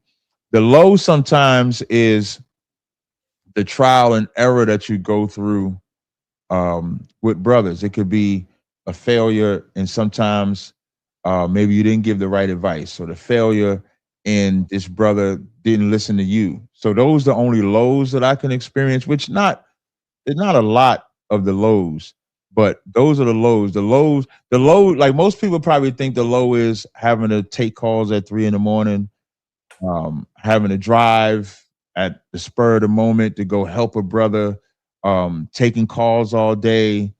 Those are all highs to me, because I owe a debt, and my debt to the Most High, I just feel like I'm paying it every time I take it. So the lows is only like if I ever give the wrong advice, that's a low for me. If somebody was to ever come to me, now thank the Most High, I haven't had nobody do that yet. I haven't had nobody come to me and say, Cap, you gave me this advice and it went against me. I haven't had that. I've only had, now here, okay, I'll give you a low. I've only had where I give advice and they don't listen. Like I'll give a story. There's a brother used to be in our school, and he had a woman. So he lives in New York. He meets a woman in I want to say maybe let's say New Orleans, because it was somewhere in that area. And so he calls me about the woman. So now he has I'll try to make it short, but I don't know if it's because I'm getting old. I feel like my dad when I'm telling these long ass stories. So y'all stop me if I'm too long winded with the story. Y'all tell me. So the brother calls me up and he was like, He had, I think they call it TANF in New York, where you get government assistance for your apartment. So wherever the apartment he was at, the rent was $1,700. You kind of. Did I go out? Hold on. What about now? Testing 1 2 1 2. Okay, okay, All you're right. good now. So they had something called TANF, and TANF was like government assistance, where if the rent, I think his rent was like $1,700, and the city was paying $15, and so he was only paying $200. Let me check this. Oh, let me check the settings. Hold on. Let me make sure I'm using the right. What about now? I'm gonna try to twist. Let me see. Let me see. Testing 1 2 3. Testing. Is it still out? Okay, Con, chat. Y'all drop a Con 7 in the chat if y'all can hear him. Yeah, can y'all hear me all right? Let me know if y'all can get me. Let me know. 1 2 3 4. How y'all? You hear me all right, brother? Y'all hear me okay? Con. Okay. Okay, Con. They say I think it's just Okay. arguing. Okay. Go ahead. Hey, no problem. So he was only paying $200 a month. And so he's telling me how his landlord comes to him and says he wants to sell the apartment or sell it. And however it went, he would need him to get out of his lease, and he was willing to give him $6,000. And he was going to use that $6,000. His girl was going to move up from Louisiana. What should he do? I said, well, does she have a job when she move up there? He said, no. I said, brother, here's my advice. I said, don't let her move to where you at until she has a job. I said, and don't get rid of that TANF. You're only paying $200 a month. I said, if you do that $6,000, you're going to waste that money. He said, con out of one con. I said, bet. He going to listen to me. He called me back like maybe 3 months later. Cap, I need some advice. I said, what's up? He said, yeah, me and my rib, we staying in hotels right now. I said, why y'all staying in hotels? Oh, because I took the money from the cat, and so my rib came up here. I said, but brother, didn't I say you shouldn't move her up here? You shouldn't do that because you're paying $200. You're going to do this. And so he said, Salakia, sir. I give him more advice. He don't listen to that advice. He don't listen to this advice. Like, I counseled him to a point where he got mad at me because his life got worse, even though it was from him not listening to the counsel. So I go through more of that. So that could be considered a low, because it's like you wasting your time. At some point you got to stop, but you try to help a brother.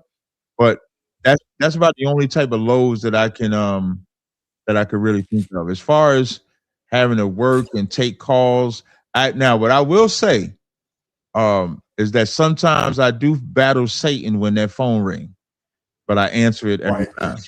Because it's like, let's say if we do this live, for example, and then 2 people call my phone, Satan gonna tell me, nigga, you just went and debated, you did this brother's live. You got to take both of these calls. And I have to say, yes, I have to take those calls. So you do battle. Now the battles ain't as hard as they used to be. When I was a young man, I've been in this like 17 years now.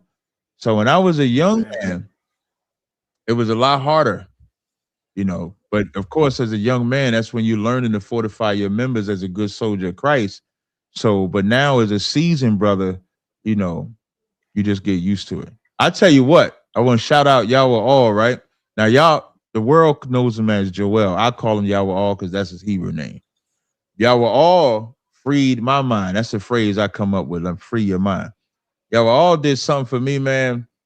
2 weeks ago, 3 weeks ago, Yahweh All sent this text out, said that he was getting off a Clubhouse. And I said, you know what, man? I'm going to get off a Clubhouse too. And when I got off a Clubhouse, I feel like I gained, how like when you got a phone and you got a clear storage and you delete like 300 gigabytes of storage and you got so much more space on the phone. That's how my brain feels getting off a Clubhouse.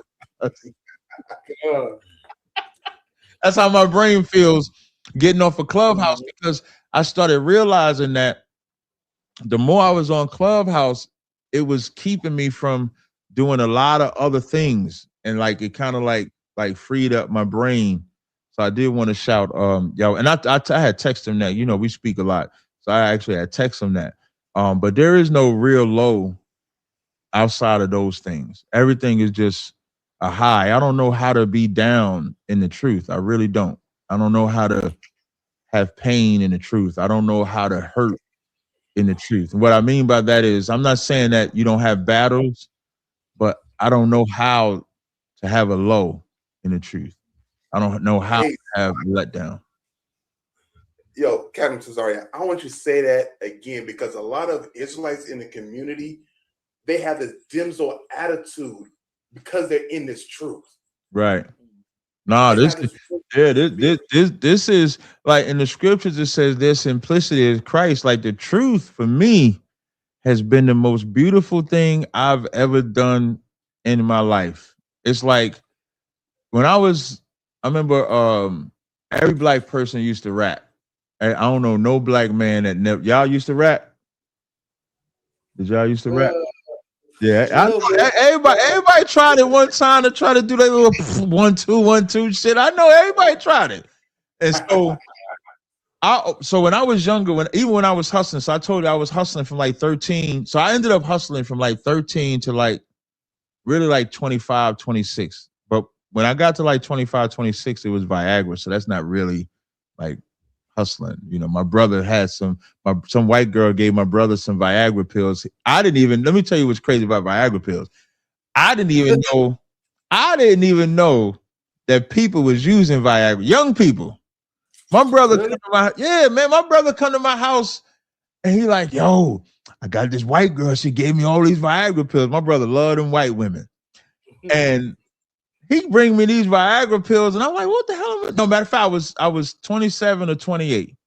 And so I got the Viagra pills. They sitting in my closet. I ain't even thinking about it. And so the barbershop that I used to hang out at, the Cat T cutting my hair. And so I'm just talking to him, and he was like, I said, yeah, man, Steph just gave me these Viagra pills, but I don't even know what to do. He was like, what? You got them right now? I said, yeah, they're at the crib. He made one phone call. I sold all of them. Then he gave me another one.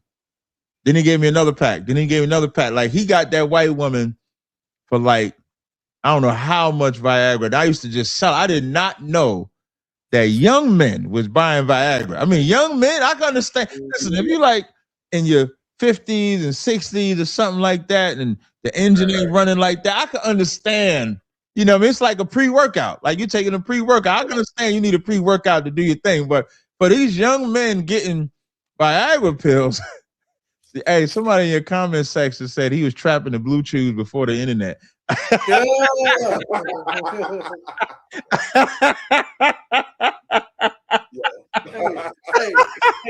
Salakia, I asked a young brother like that I know who does that. I'm like, brother, why you do that? Mm-hmm. He like, it's like driving a Corvette on the road. You don't need to do it, but it's fun.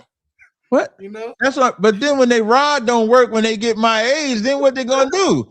Because their body gonna be addicted. Wait a minute, hold on. This after hours. We can speak as adult on here. This is not really for the children. Wait a minute, I gotta throw this up there. Disclaimer, parental advisory warning. Parents and guardians are hereby advised that this class contains mature subject matter and may be inappropriate for children. Attendance is intended solely for mature audiences. It may include, but not limited to, coarse language, sexual content, and suggestive dialogue. Viewer discretion is advised. Yeah, man. Like, so I think that's crazy because you're gonna have a dependency on that when you get older. I don't think people think like that. So, I forgot what we was talking about. Talk about the Viagra. But the truth, when we talk about this truth, like the truth, it has to free you. Like when we say the phrase like free your mind, like you should. It's not, the truth is not supposed to be a burden. If the truth is still a burden for you, then you haven't let go of the world. It's that simple. The truth is and the truth is not even complicated. At the base level, the truth is keeping the commandments. So you look at your day-to-day life, the commandments that affect your day-to-day life, you're supposed to follow that. Now, you let your light shine. So for those of us that go to camp, for those of us that teach, that's letting your light shine, because now you don't want just the people in your house to keep the commandments. You want everybody to keep the commandments. So now everybody's doing it. When you go through trials and tribulation, ain't none of us went through anything more trialing than Job. Job went through the craziest time ever, and he survived and he endured. So who are we to act like we can't do the same? So I don't know how to, like, this is fun to me. When I'm and I don't want people to misunderstand what I mean by fun. I don't mean fun like in a disrespect to the Most High. I mean fun like when I get off this live and I'm going upstairs, I have two phones in my hand, right? Two phones. When I go upstairs, I'm thinking what videos I can edit, what posts I can make for the truth. What am I going to talk about on the Car Chronicles tomorrow? Who can I debate? Who text for counsel? Who did for this? Like, that's the entirety of my life. And then my wives and children come second after that. But the first thing that comes to my mind is that, like, it's not like somebody said in the chat, like the laws are not grievous. I don't have no bad time. I don't have no bad time in the truth. Hey, read this for me real quick. It's the book of Psalms 25, verse 12. What man is he that feareth the Lord? Mm-hmm. Him shall he teach in the way that he shall choose. Right, come on, this is the point. His soul shall dwell at ease. You see that? If you soul's gonna dwell at ease. Definitely. Okay. Because that's that peace that comes with following the Lord. Like you said, it's easy and it's yeah. Like it's a beautiful thing, man. You do that work and hoping that the Most High can look past all my wickedness and say, okay, he did something right for a change instead of all the evil shit that he did. To do that, so that's all I could do. I mean, I wish I want that to sizzle in people's spirits so you can be the same exact way. That's how we all supposed to be. Imagine if we all just function like that, like took the truth for what it is. In Matthew, the brother had said this scripture earlier when he said in Matthew's, I think it was 10. I think was it Matthew's 10? It was like my burden is light. I just had that scripture. I was just reading this scripture. Let me see if I can find it real fast. It was like, oh, not Mark 7. I think it was Matthew's 10 and something where it says my burden is light. If I can. My burden is light, my yoke is easy. Yes. See if I can grab it. Matthew 11 and 30. Slack. It says, "For my yoke is easy, and my burden is light." That's how it's supposed to be with Yahushua. And if verse 28 says, "Come unto me, all ye that labor and are heavy laden, and I will give ye rest." Like Christmas season is the perfect time. That burden and that labor is because we believe we got to celebrate some Santa Claus. That's why it's like that. And now we come to Christ and we come to the truth of the Most High, and we ain't got to follow that. He just lifted off a burden and just made it light, made it easier for you. That's how we're supposed to be. We're not supposed to be these downtrodden. I'm an Israelite. Let me tuck my chain and hold on, y'all. Oh, yeah, I know we aren't supposed to do that. You know, you be treating it like you're ashamed of the truth. Because I'm on the flip side, them weed smokers, they promote that weed smoking. I was saying this in the Car Chronicle. A crackhead has no money. That crackhead gets high every day. Every day. No matter what, that crackhead getting high. I don't care what it is, what he got to do, what she got to do. They getting high because they love crack. Them Christians love Christianity. The Muslims love Islam. We supposed to love this truth more than them, at least. Like I know I love the truth more than a Christian, more than a Muslim, more than a drug addict, more than a fornicator. I love this truth more than any of them. But it has to show in how we conduct ourselves, and it can't be something that you become a reed shaking in the wind where every time something sway, you over here, now you over there, now you over there, now you over there, or lukewarm. We can't do none of that. You have to be totally locked in to this truth. That's why in the book of James, when it says, you show me your faith, I'll show you my works and my faith. And my faith. That's what we're supposed to be.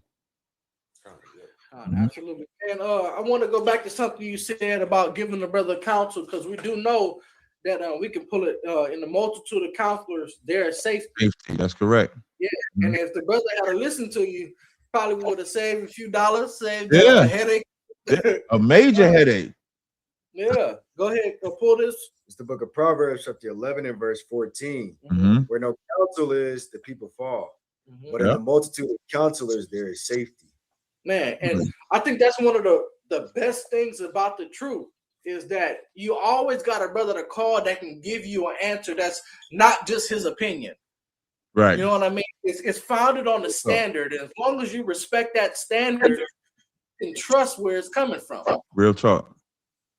Yeah. You know? And because I think in the Apocrypha, when it says you got to get you a man of understanding, like you can't seek a man, like I think it's in Ecclesiasticus, you got to seek a man whom the Lord approved.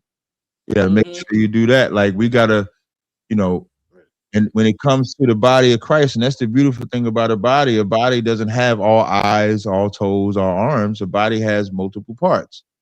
So but everybody's not a counselor. So you got to seek that counselor. Like I don't have a gift of tongue. That ain't my gift. So when you start talking that Hebrew, I'm gonna give you a couple of Hebrew words. I can pick up a Torah, I can read it, but I don't understand it like that. I would say I'm a novice. I would put myself as a one, but that ain't my gift. And you know what? That ain't got to be my gift because we got other brothers that have that gift. Some brothers got gift for scripture breakdown. Some others got gift of history. Some brothers got gift of prophesying. Some got gift of counseling. You got to find where it's at, where your gift is at, and go into it. Like the Lord's given me a gift to go into the world. I don't know how I got the gift, but I can go into the world and fish people out. I know I have that gift.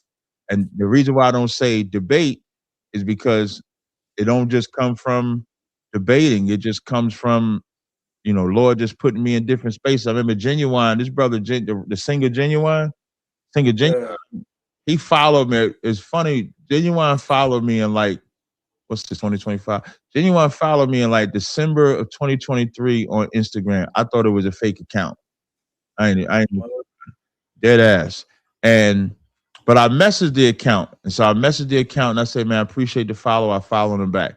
And then like February the next year in 2024, he hit me back and he was saying, man, love to work XYZ like that. And I ended up meeting him in March at one of his concerts, brought him backstage. And it's funny because if he ain't know nothing else, he knew the cross the line shit. He said, yeah, you told Polite to cross the line and stuff like that. And so I'm able to go into these different spaces. And so that's how I know the Lord uses me. And so I go into that. So I look to find, okay, how do I go to this space? How can I get in this space? Where can I get?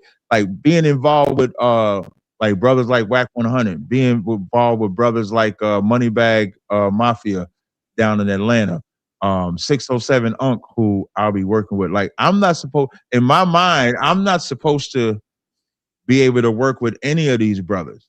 And now here's what's the crazy thing with Whack for us. I'm gonna use Whack as an example. We got a prison department program in ISUBK. And this past Tuesday, R&B, who's Whack's wife, is calling me on my iPhone on FaceTime. And I told this story, I made a clip of it, so I won't make it this long. So R&B calls me on FaceTime. When I answer the phone, she got a brother sitting with her and a sister. She's calling me to tell me to get me to admit that she beat me in some debate that we had, which she didn't. And we laughing, but the brother that's a film director says to me, Shalom, Cap. So he knows me, but I don't know him. At least I don't think I know him. And as I'm figuring out who he is, when he messages me on Instagram, I found out that it's a brother that I've been messaging for months, giving him counsel. Never met him, never seen his face, or never talked to him. But just through DMs on Instagram, I'm counseling him. That's one connection.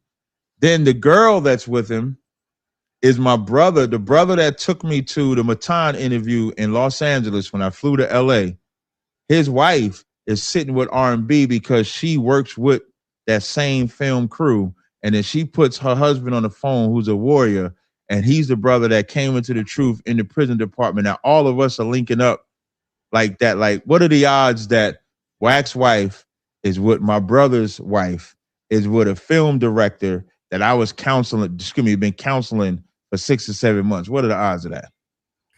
Hey, man, going to the Lord, man. Mm-hmm. I tell you,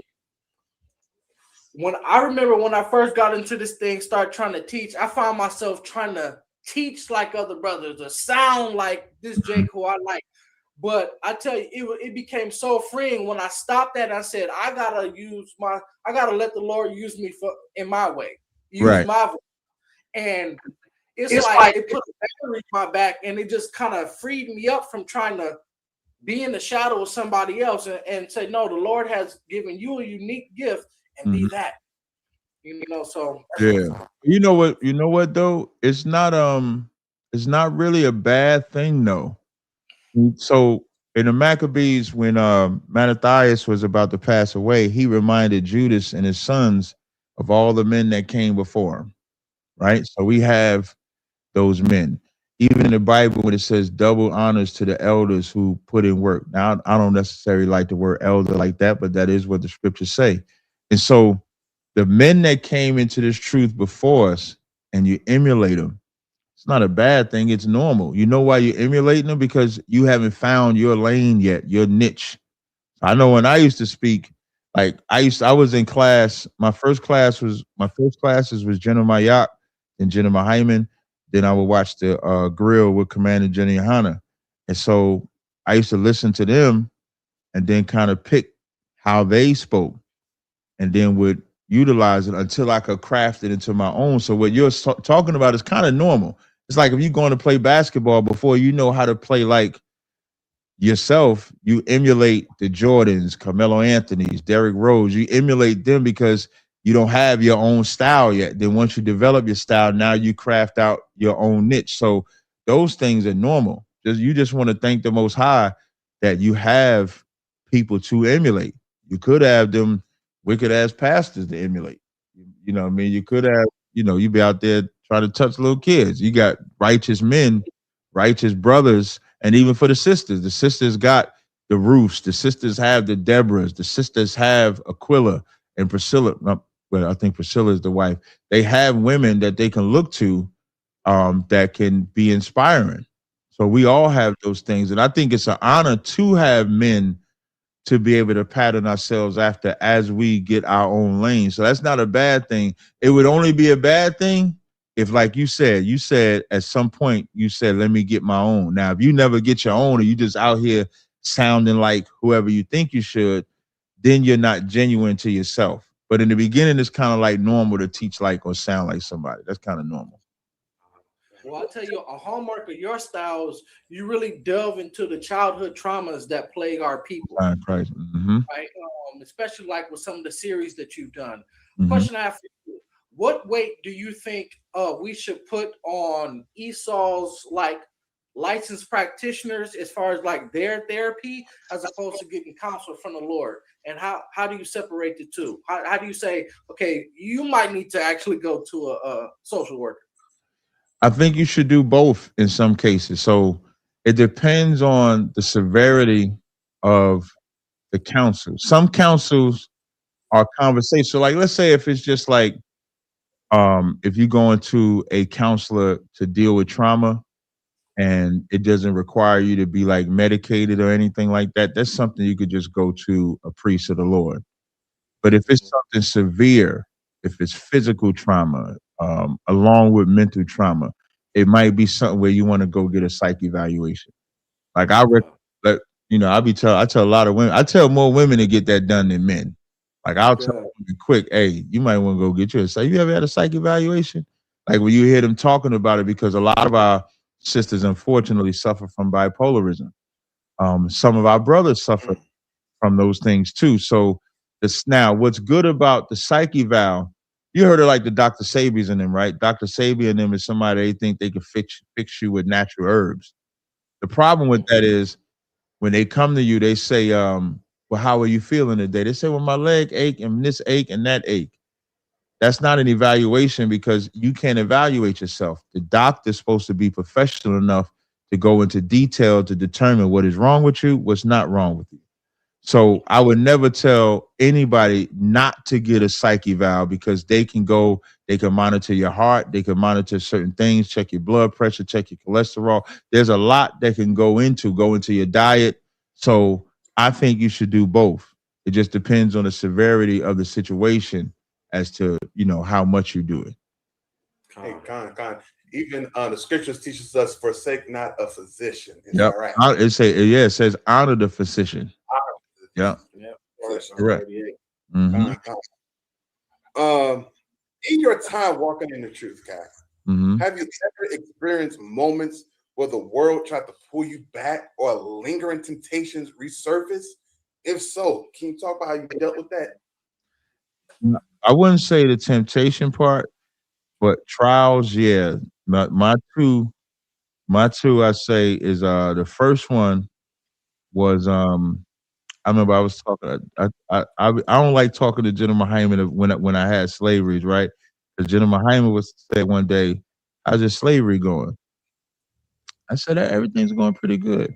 And then I lost that bitch like 2 weeks later. I said, "Son, ask me about that damn slavery gone." And so at that time, I was working. The company was SBS. It was network engineering. I was making real good money. Had 2 cars, XYZ like that. And so when I first lost the job, it's like, you go from making all this money and then now you're not making the money. And my car I had a Maxima, my car got repoed because I couldn't make the payments, but I still had one car. And here's the crazy part. The second car that I had was a PT Cruiser that the company that I work for gave me as incentive to come get the job, but it still had some of the jobs logo on it. So it's a car, it drives, but I got my little Maxima stunting and I got the little PT that's the backup car. Now I'm with the backup car. And so that's when it's like, are you really going to do this? You're going to stay in this and stuff like that. And how I beat the demon that's what gave me more time to really go into the truth. Because we didn't have a school in Philadelphia at the time. In New York, we only had a school in Philadelphia.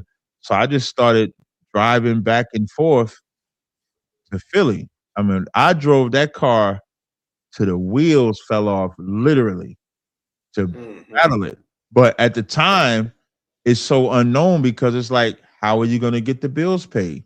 And then when I'm looking for jobs, I was doing contracting, and then the only job I could find was Home Depot. So the job I was working at that time was paying me about 75 or 78 a year. This was 2012. And I get laid off in like May or June of 2012, collected unemployment till I think January, February of 2013.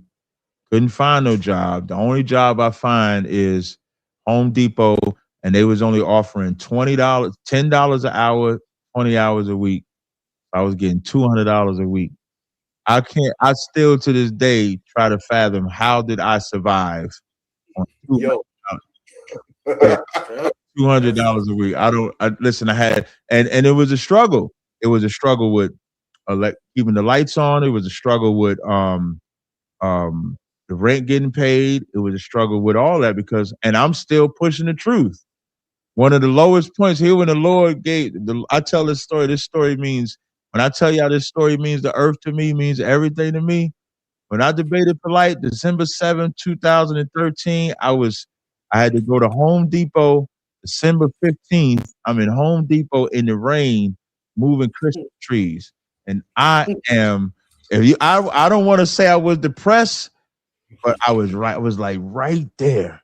Because I'm sitting, it's cold as shit. It's cold as hell. I'm sitting there with a hoodie on because it's raining. And I'm like, man, I just fucking debated light and I'm fucking with these Christmas trees. And the Lord, all the Lord had to do is just, a brother randomly says, are you and I at CBK? My eyebrows raised because I think I'm about to fight and I'm always ready for the fight. Not fight physically, but, with the battle. And he talked about seeing the Israelites battle polite. I said that was me. And so the Lord gave me a little light so I can get through the day. And then I forgot about it. So those two are probably the lowest. But how I just dealt with it is to just fight through it. And that's all a part of growth too, because as you go through those low points, you got to always know the Lord will pull you out of it. You just have to keep obeying him. It doesn't matter. Like, look, this life ain't about what wealth you get in the world. That's not what the truth is about. The truth does not guarantee you wealth in this life. It does not guarantee you to be happy in this life. It doesn't guarantee you anything but what we get in the kingdom. That's all we're doing this for. And so to endure and battle just hardens you. So now, if I was to ever go through that again, it don't bother me. So I've lost the slave. So I had so I lost that, worked at Home Depot. I worked at Home Depot from 2013 to 2015. Same thing, never increased my hours or nothing. And the more I just dug into the truth. And then in 2015, I was able to get back in my field of work and then got right back to that same money. And then in the middle of that, I started doing this the business with the butters and stuff like that as a side hustle. And I wasn't taking that serious. COVID hits. And when COVID hits, the company I was working for waited until I got every site set up to work through their phones. And then they laid me off. And when they laid me off, now I'm more prepared now because I'm seasoned. So it just allowed me to work the business that I have a little more, push that. And then if I had the Uber or Lyft on the side, I would do that, but do anything to not have to not push this truth. So those were low points. They were absolutely low points, but they wasn't low enough to break me. I don't think there's anything that could break me in the truth. Hey, gone. I know you get this question all the time, Adam. Mm-hmm. I know you get this question all the time, right? Due to the stance of your organization, which is if you're not in ISP UK, you're not in the truth. We understand that, right? Mm-hmm. Now, I see you personally sharing the stage with brothers on Clubhouse and various other platforms, even the Sons of Thunder platform. You seem to vibe well with General Yawa'al. As you seem to vibe well with other Israelites in other organizations. How are you able to maintain this level of humility when your organization holds that stance? Because that stance is not against Israelites. It's a stance that would cover everybody. It's not about Israelites, and it was never meant to be against Israelites. It was meant, at least we thought. So the way that stance came about was when the group GMS was teaching, you can do two things. You can grape a woman and be with underage girls. I'm sorry, yeah. And so there was a video where these brothers from GMS was arguing with these white news reporters and was telling them that they was going to grape them and tell them you could do this and tell them you could do that. And we didn't want to be affiliated with none of that. So that's the birth of that. Prior to that, we never said that. And also Commander General Hanna has said for all camps to come together. So when I'm around Israelites, I don't look at it like I'm around Israelites. Just like when I'm around Christians, I don't look at it like I'm around Christians. When I'm around like the WAC 100s on Clubhouse, I don't look at it like I'm around. I'm just there. It's not unlawful to be with y'all. It's not unlawful to sit on stages. It's not against IHBK protocols to sit on stages with brothers, to go anywhere. The only thing that would be wrong is if I said, yeah, I'm joining y'all. But to be on a stage, to rock and have conversations, is nothing wrong with that at all. So that's the best way, that I can put it. And here's another thing. Let's say if any group was to say the same thing, it wouldn't bother us, because what another group says is never going to affect how I feel about the truth. That's how I think y'all should take it. I don't think y'all should. Right.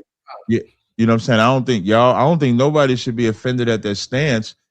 And what I am going to say though, what I do find is that a lot of the other Israelite groups have taken that same stance with what they have been seeing from other Israelites. I know personally of other groups that say, no, we're not affiliated. They're using that same slogan, and they're finding out why we said it. Because like even in Romans 9, when it says they are not all Israel which are of Israel, y'all not gonna tell me that all these people that saying they Israel, y'all think they Israel. And there's nothing wrong with separating yourself from that. So that's how we look at it.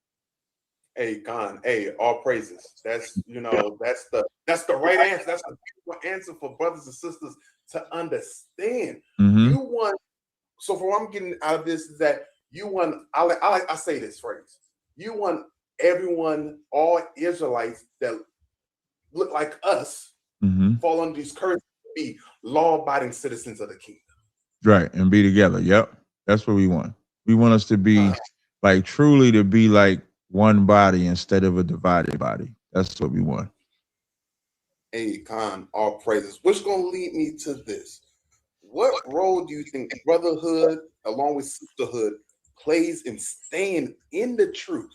What does that brotherhood personally mean to you? I think without brotherhood, there wouldn't be no truth.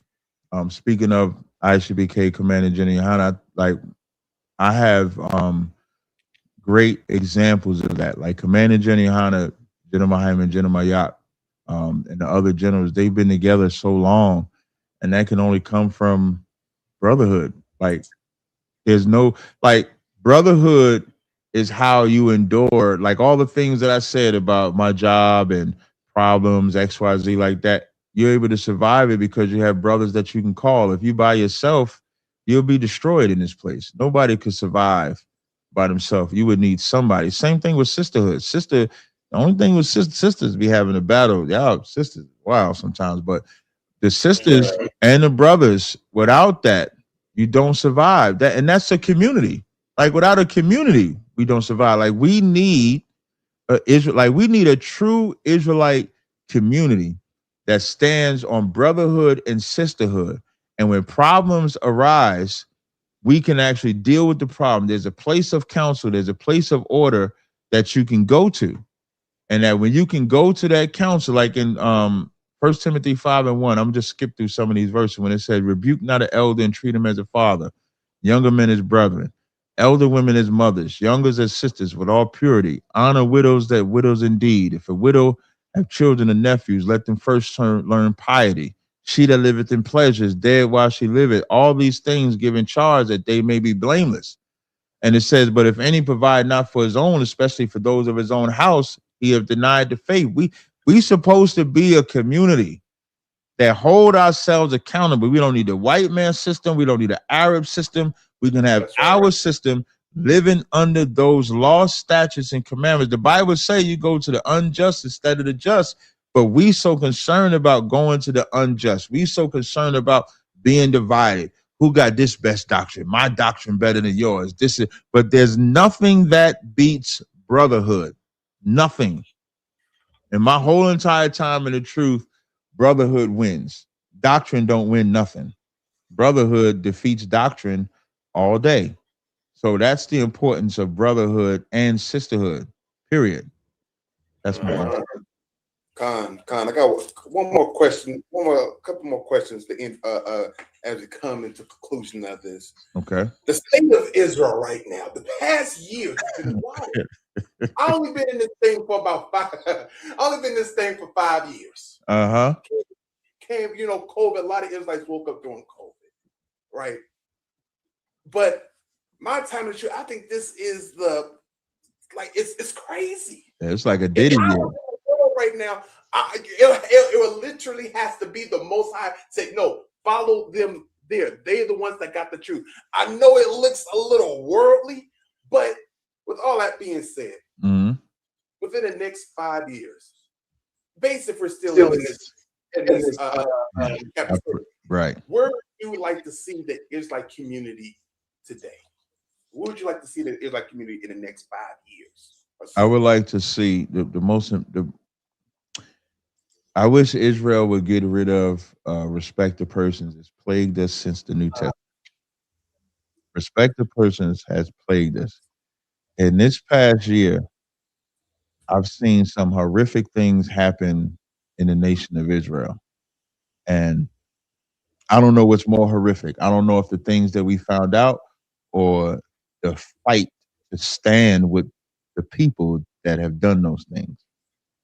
You think about the Guerrilla Hebrews. On my live stream earlier, I was talking about that group that had the lesbian pretending to be a man in the group and having her whip out the rod and show the dildo and all that. And they passing around videos of the dildo and people like that.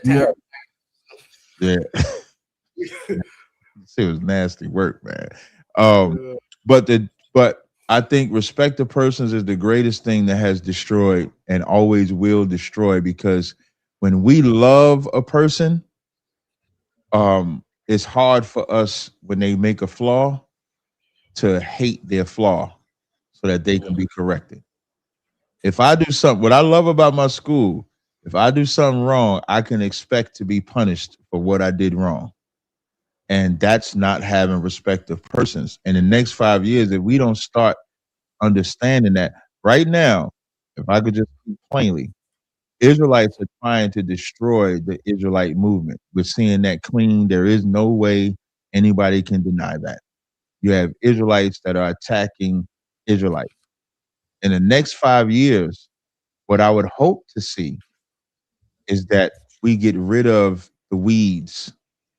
I would hope to see that we just cut them off, that we give them no life.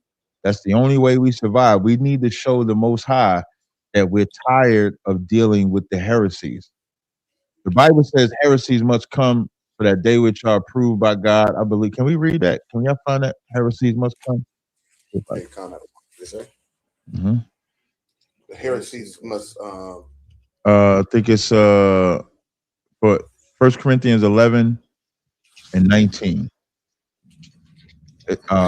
Is what it says. Yep. It says, I have it. I'll read it for y'all if y'all don't mind. It says, we can have a brother read it for you. No sweat. I appreciate it. It's the book of 1 Corinthians chapter 11 and verse 19. For there must be also heresies among you, that they which are approved be made manifest among you. That's it.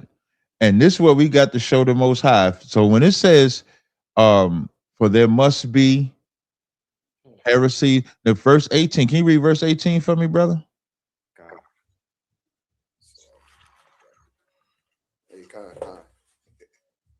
And it reads, for first of all, when you come together in the church, I come together in the church like I hear that there be divisions among you, and I partly believe it. And can you read the next verse again one more time? 1 Corinthians chapter 11, verse 18. No, verse 19. Oh, it's like verse 19.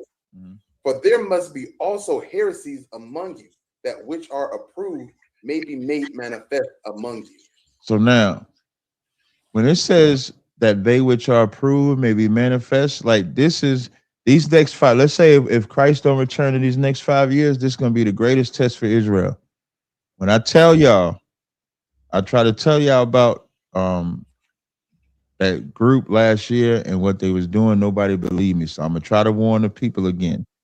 There is a conglomerate of Israelites that y'all love or loved that are coming together, banding together to get rid of the doctrines that we have followed, rid of the doctrines that we know to be true. And this verse says, heresies must come, that they which are approved may be manifest among you. And the Lord's going to see who's going to be approved among us. And so we have to weed that out. We need to get rid of it. If we think, like, I think sometimes we take being an Israelite as a joke. We don't take it as the serious nature that it is. Being an Israelite is not about debates. Being an Israelite is about what you ask about. It's about your brotherhood and about your sisterhood. And if these brothers can't be brothers and then now turn against us, how can they be brothers if they're debating what you believe in? If they're trying to destroy everything that you believed in? It can't be. So you have to treat them just like you would treat a Christian. Then then we can show the Most High we're not with them. We don't stand with them. But if we continue in the fashion that Israel normally does, and the fashion that we normally function as, a brother or sister leaves the truth and they start coming up with some other doctrine and they say, here's what the brothers that stayed say, well, they still keeping the commandments. That's what they say. That's the excuse that they make. When it's better to say they just like them Christians over there. Like, this is the time that the Lord is weeding everything out, and it's up to us to decide whose side to be on. So in the next 5 years, I always pray for the same thing, that Israel gets saved, like Romans 10:1. But I also pray that Israel gets a better grip on respect to persons, not be afraid to stand on the truth, and that brothers can come together. And I pray at some point that these groups come and have a conversation with Commander General Hanna about coming together. Why can't the leaders of these groups at least have a conversation? Most people don't know, and I never tell the group. Back in 2014, when I had my first cookout, I went to all the groups, and not all of them. There's some I didn't go to. But I asked them, would you come and sit at the table? 2 of those groups came to me and personally told me that they was going to join ISUPK. They was going to bring their members. And so the only conversation we had to have was, how would it work out? What rank the brothers that are bringing would have, X, Y, Z. And then those 2 groups backed out for whatever reason they chose to. So it ain't like we've never reached out to have the conversation. Brothers just don't do it. You have to at least call our bluff. That's what I would want. Call our bluff. Whatever leader out there, call the bluff of the ISUPK, speak to Commander General how to speak to myself or speak to the general, however the protocols in our school is set forth, have the conversation and see what happens. And imagine what could become of that if we all joined together under a banner. So that's what I would hope would take place in the next 5 years. Okay, gone. As we close out, and if you would allow, we want to do something different on the lighter side. Okay. All right. But the last question before we get to that, what's the next big move for Captain Tazaryach? Well, technically it was today doing that debate on Matan's platform. I do have I got a debate Monday, I think, with this guy William Bell, this Roman Catholic, which is supposed to lead to another debate. I'll be filming in January, late January, beginning of February, with that same movie director I was telling y'all about with WAC 100 607 Unc. I can't tell y'all what I'll be doing, but that's gonna be something. Those are the things that I have coming up, and just teaching, and more teaching. That's it. And pray and sending enough prayers that it reach up to the Most High, that He come down here and slay this white man so we can get about this kingdom. Hey, Khan. That's what I got coming up. Hey, Captain Tazaryach, we want to test your knowledge. I don't know the Bible like that, so we're gonna see. We're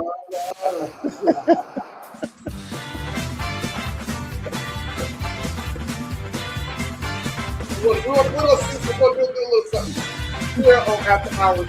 We call This is right. The Truth is Right. All right. They gonna make a clip out of me. All right, finish the verse. Okay.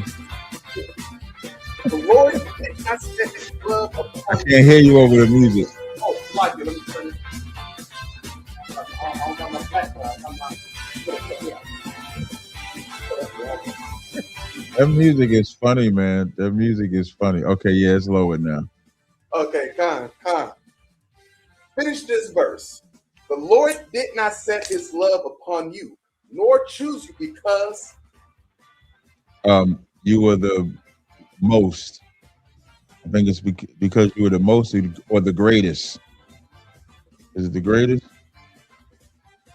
it's along them lines. It's along them lines. It's like the Lord didn't choose you because you gonna have me cheat. Yeah, I thought that's what it was. The Lord didn't choose you because it's in Deuteronomy. I know it's in Deuteronomy, right? Am I right with the book? The Lord didn't choose you. Say it again one more time. The Lord did not set his love upon you, nor choose you because we were more in number. Con. I cheated though. If you ain't cheating, you ain't trying. Deuteronomy 77. The Lord Right. did not set his love upon you, nor choose you because you were more in number than any people, for ye were the fewest of all people. Right. Hey, finish this verse. Therefore, when thou doest thine arms, do not sound a trumpet before thee, as the hypocrites do in the synagogues and in the streets. I gotta know verbatim what he says. If you give us the gist of it, give us the gist. But you should do it secretly. You should go into a door. Do it not thy arms as the hypocrites do, but do it. You should. Rich, can you say it again one more time? It'll jog my memory, maybe. Therefore, when thou doest thine alms, do not sound a trumpet before thee, as the hypocrites do in the synagogues and in the streets.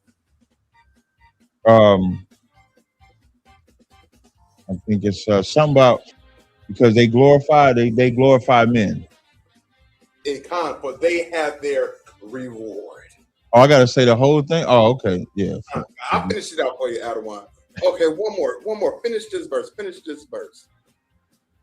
So, when this corruptible shall put on incorruption, and this mortal shall put on the immortality, then shall be brought to pass, saying this is written. I don't know that one. Con is y'all make sure y'all pick some hard. Y'all bad. Hey, Adawan, you a powerful teacher, but we've been playing this game of hours. Is it 1 Corinthians 15? Con. Okay. You said I got the chapter right. You said I got the in 54. Let me see. I think you should be able to get this last one. I think you should be able to get I this. don't know. I don't think so. But go ahead. Let's see. We're gonna see. One shall say, I am the Lord's, and another shall call himself by the name of Jacob, and another shall. I don't know. I don't even know where that one's at. I told you I don't know the Bible like that. So we look about Isaiah 44:5. Subscribe with the Lord. And by the name of. I'm about to go back in class and get taught. You said that was Isaiah 44 and what? That was Isaiah 44. Yep, I see it. Yep. As we move forward, hey, let's see where you get your wisdom from. Let's see how well you know this wisdom. For the incorruptible spirit. For this segment, you just telling us who said it. You don't gotta finish the verse. You don't gotta finish this verse one. You just gotta drop this wisdom. Who said it? For thine incorruptible spirit is in all things. Yeah. For thy incorruptible spirit is in all things. No. Now we're looking for Wisdom of Solomon 12:1. Y'all cheating, man. All you gotta do is say that's Solomon, that's David, that's Paul. Yeah. You just got to tell us the prophet or apostle. Okay, I'll do my best. Okay, listen. I think this one should be easy for you. Y'all set me up good. I'm just messing around. Go ahead, man. Let's see. I think you should be able to get this one. If possible, as much as I live in you, live peaceably with all men. That's that's Paul. Con. I got one. You get a bonus point. He tells what chapter. I think it's Timothy. It'll be Timothy 2. Is it 1 Timothy 2? Romans 12 and 18.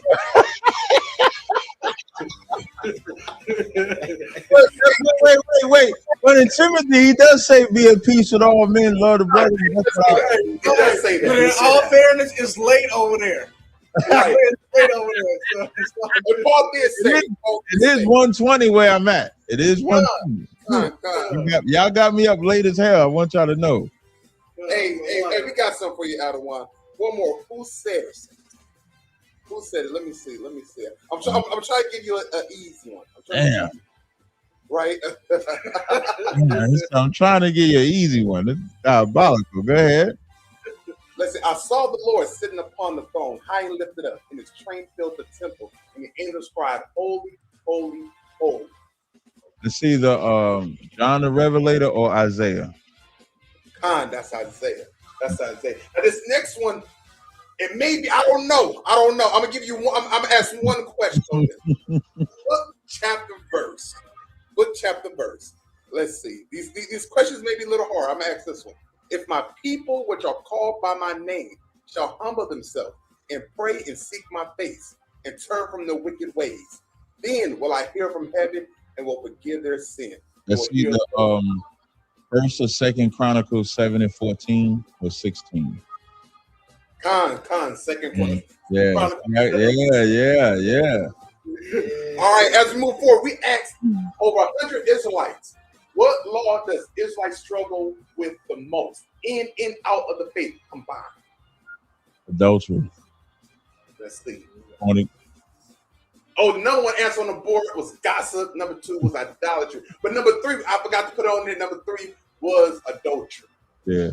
Gossip, yeah. Gossip is something. Yeah, I would say that. I would put adultery before idolatry, but that's the poll. So we got to redo that. I got to branch it out a little bit more. We're going to have to out Israelites. One more. Name someone in the Old Testament that displayed great faith.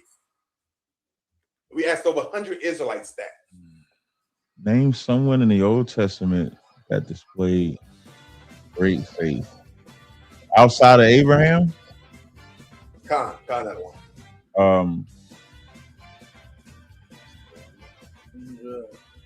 I would say a couple. Can I name more than one or just one? Hey, you can name more than one. We're gonna see the top 2 answers. Okay. So I would say Job. Job never left the Most High. I would say Moses. I would say Meshach, Abednego, brothers that went in that fire. Don't get no more greater faith than that. I'll say Daniel. Does the Maccabees count as the Old Testament? No, we can put on there, yeah. The 7 brothers and a mother also displayed great faith. Now let's see what the number one answer. Number one answer on the board was Job. Second answer was Moses and Daniel. Hey, and that concludes the truth is right. Hey, I want y'all to look out. I want y'all to look out for this. We got some things. We got some things going on. It was definitely a pleasure. Yeah, definitely. One more time. I want to play this one more time. Give me Matthew 15 and 24. When Christ said, I came for the lost sheep of the house of Israel, if it was just a Judah, Christ ain't never lied. Not one time. So if he came for the house of Judah only, he would have said only the house of Judah. But he said, I came for the house of Israel, all 12 tribes of the nation of Israel. Matthew 18 and 11 says that the Son of Man came to save that which was lost. Hey, all praises. Hey, I don't want to. It's definitely an honor, a privilege to have you on After Hours. I know it's real late. For you. Yeah. But let you close out the show. We're gonna let you close out the show. Any last words?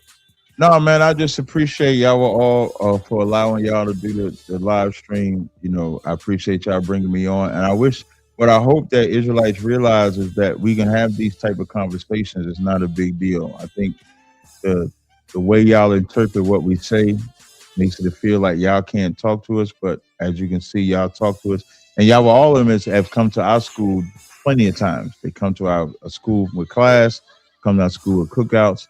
We don't get invited too much. I'll throw that out. But we invite, brothers to everything that we do. But I appreciate y'all having me, man. If you ever want me to come back, just let me know. But I'm Captain Tazaryach of ISBK under Commander Jenny Hunter. Hey, Conrad, we look forward to more future events. Look forward to more future with brothers. Hey, with that, hey, us on this side, hey, with the sons of the Israelites, it's the hopes and hearts and prayers inside that all of Israel shall be saved. Hey, Shalom. Hey, Shalom, brother. Hey, come back next week. Come back next week. Talking about a link. Talk about a link. We showing brotherhood on here. Let's want to play the game. Want to play the game? Send us an email. Type in the comments. Hey, Shalom. Hey, Shalom, brother. Y'all take it easy.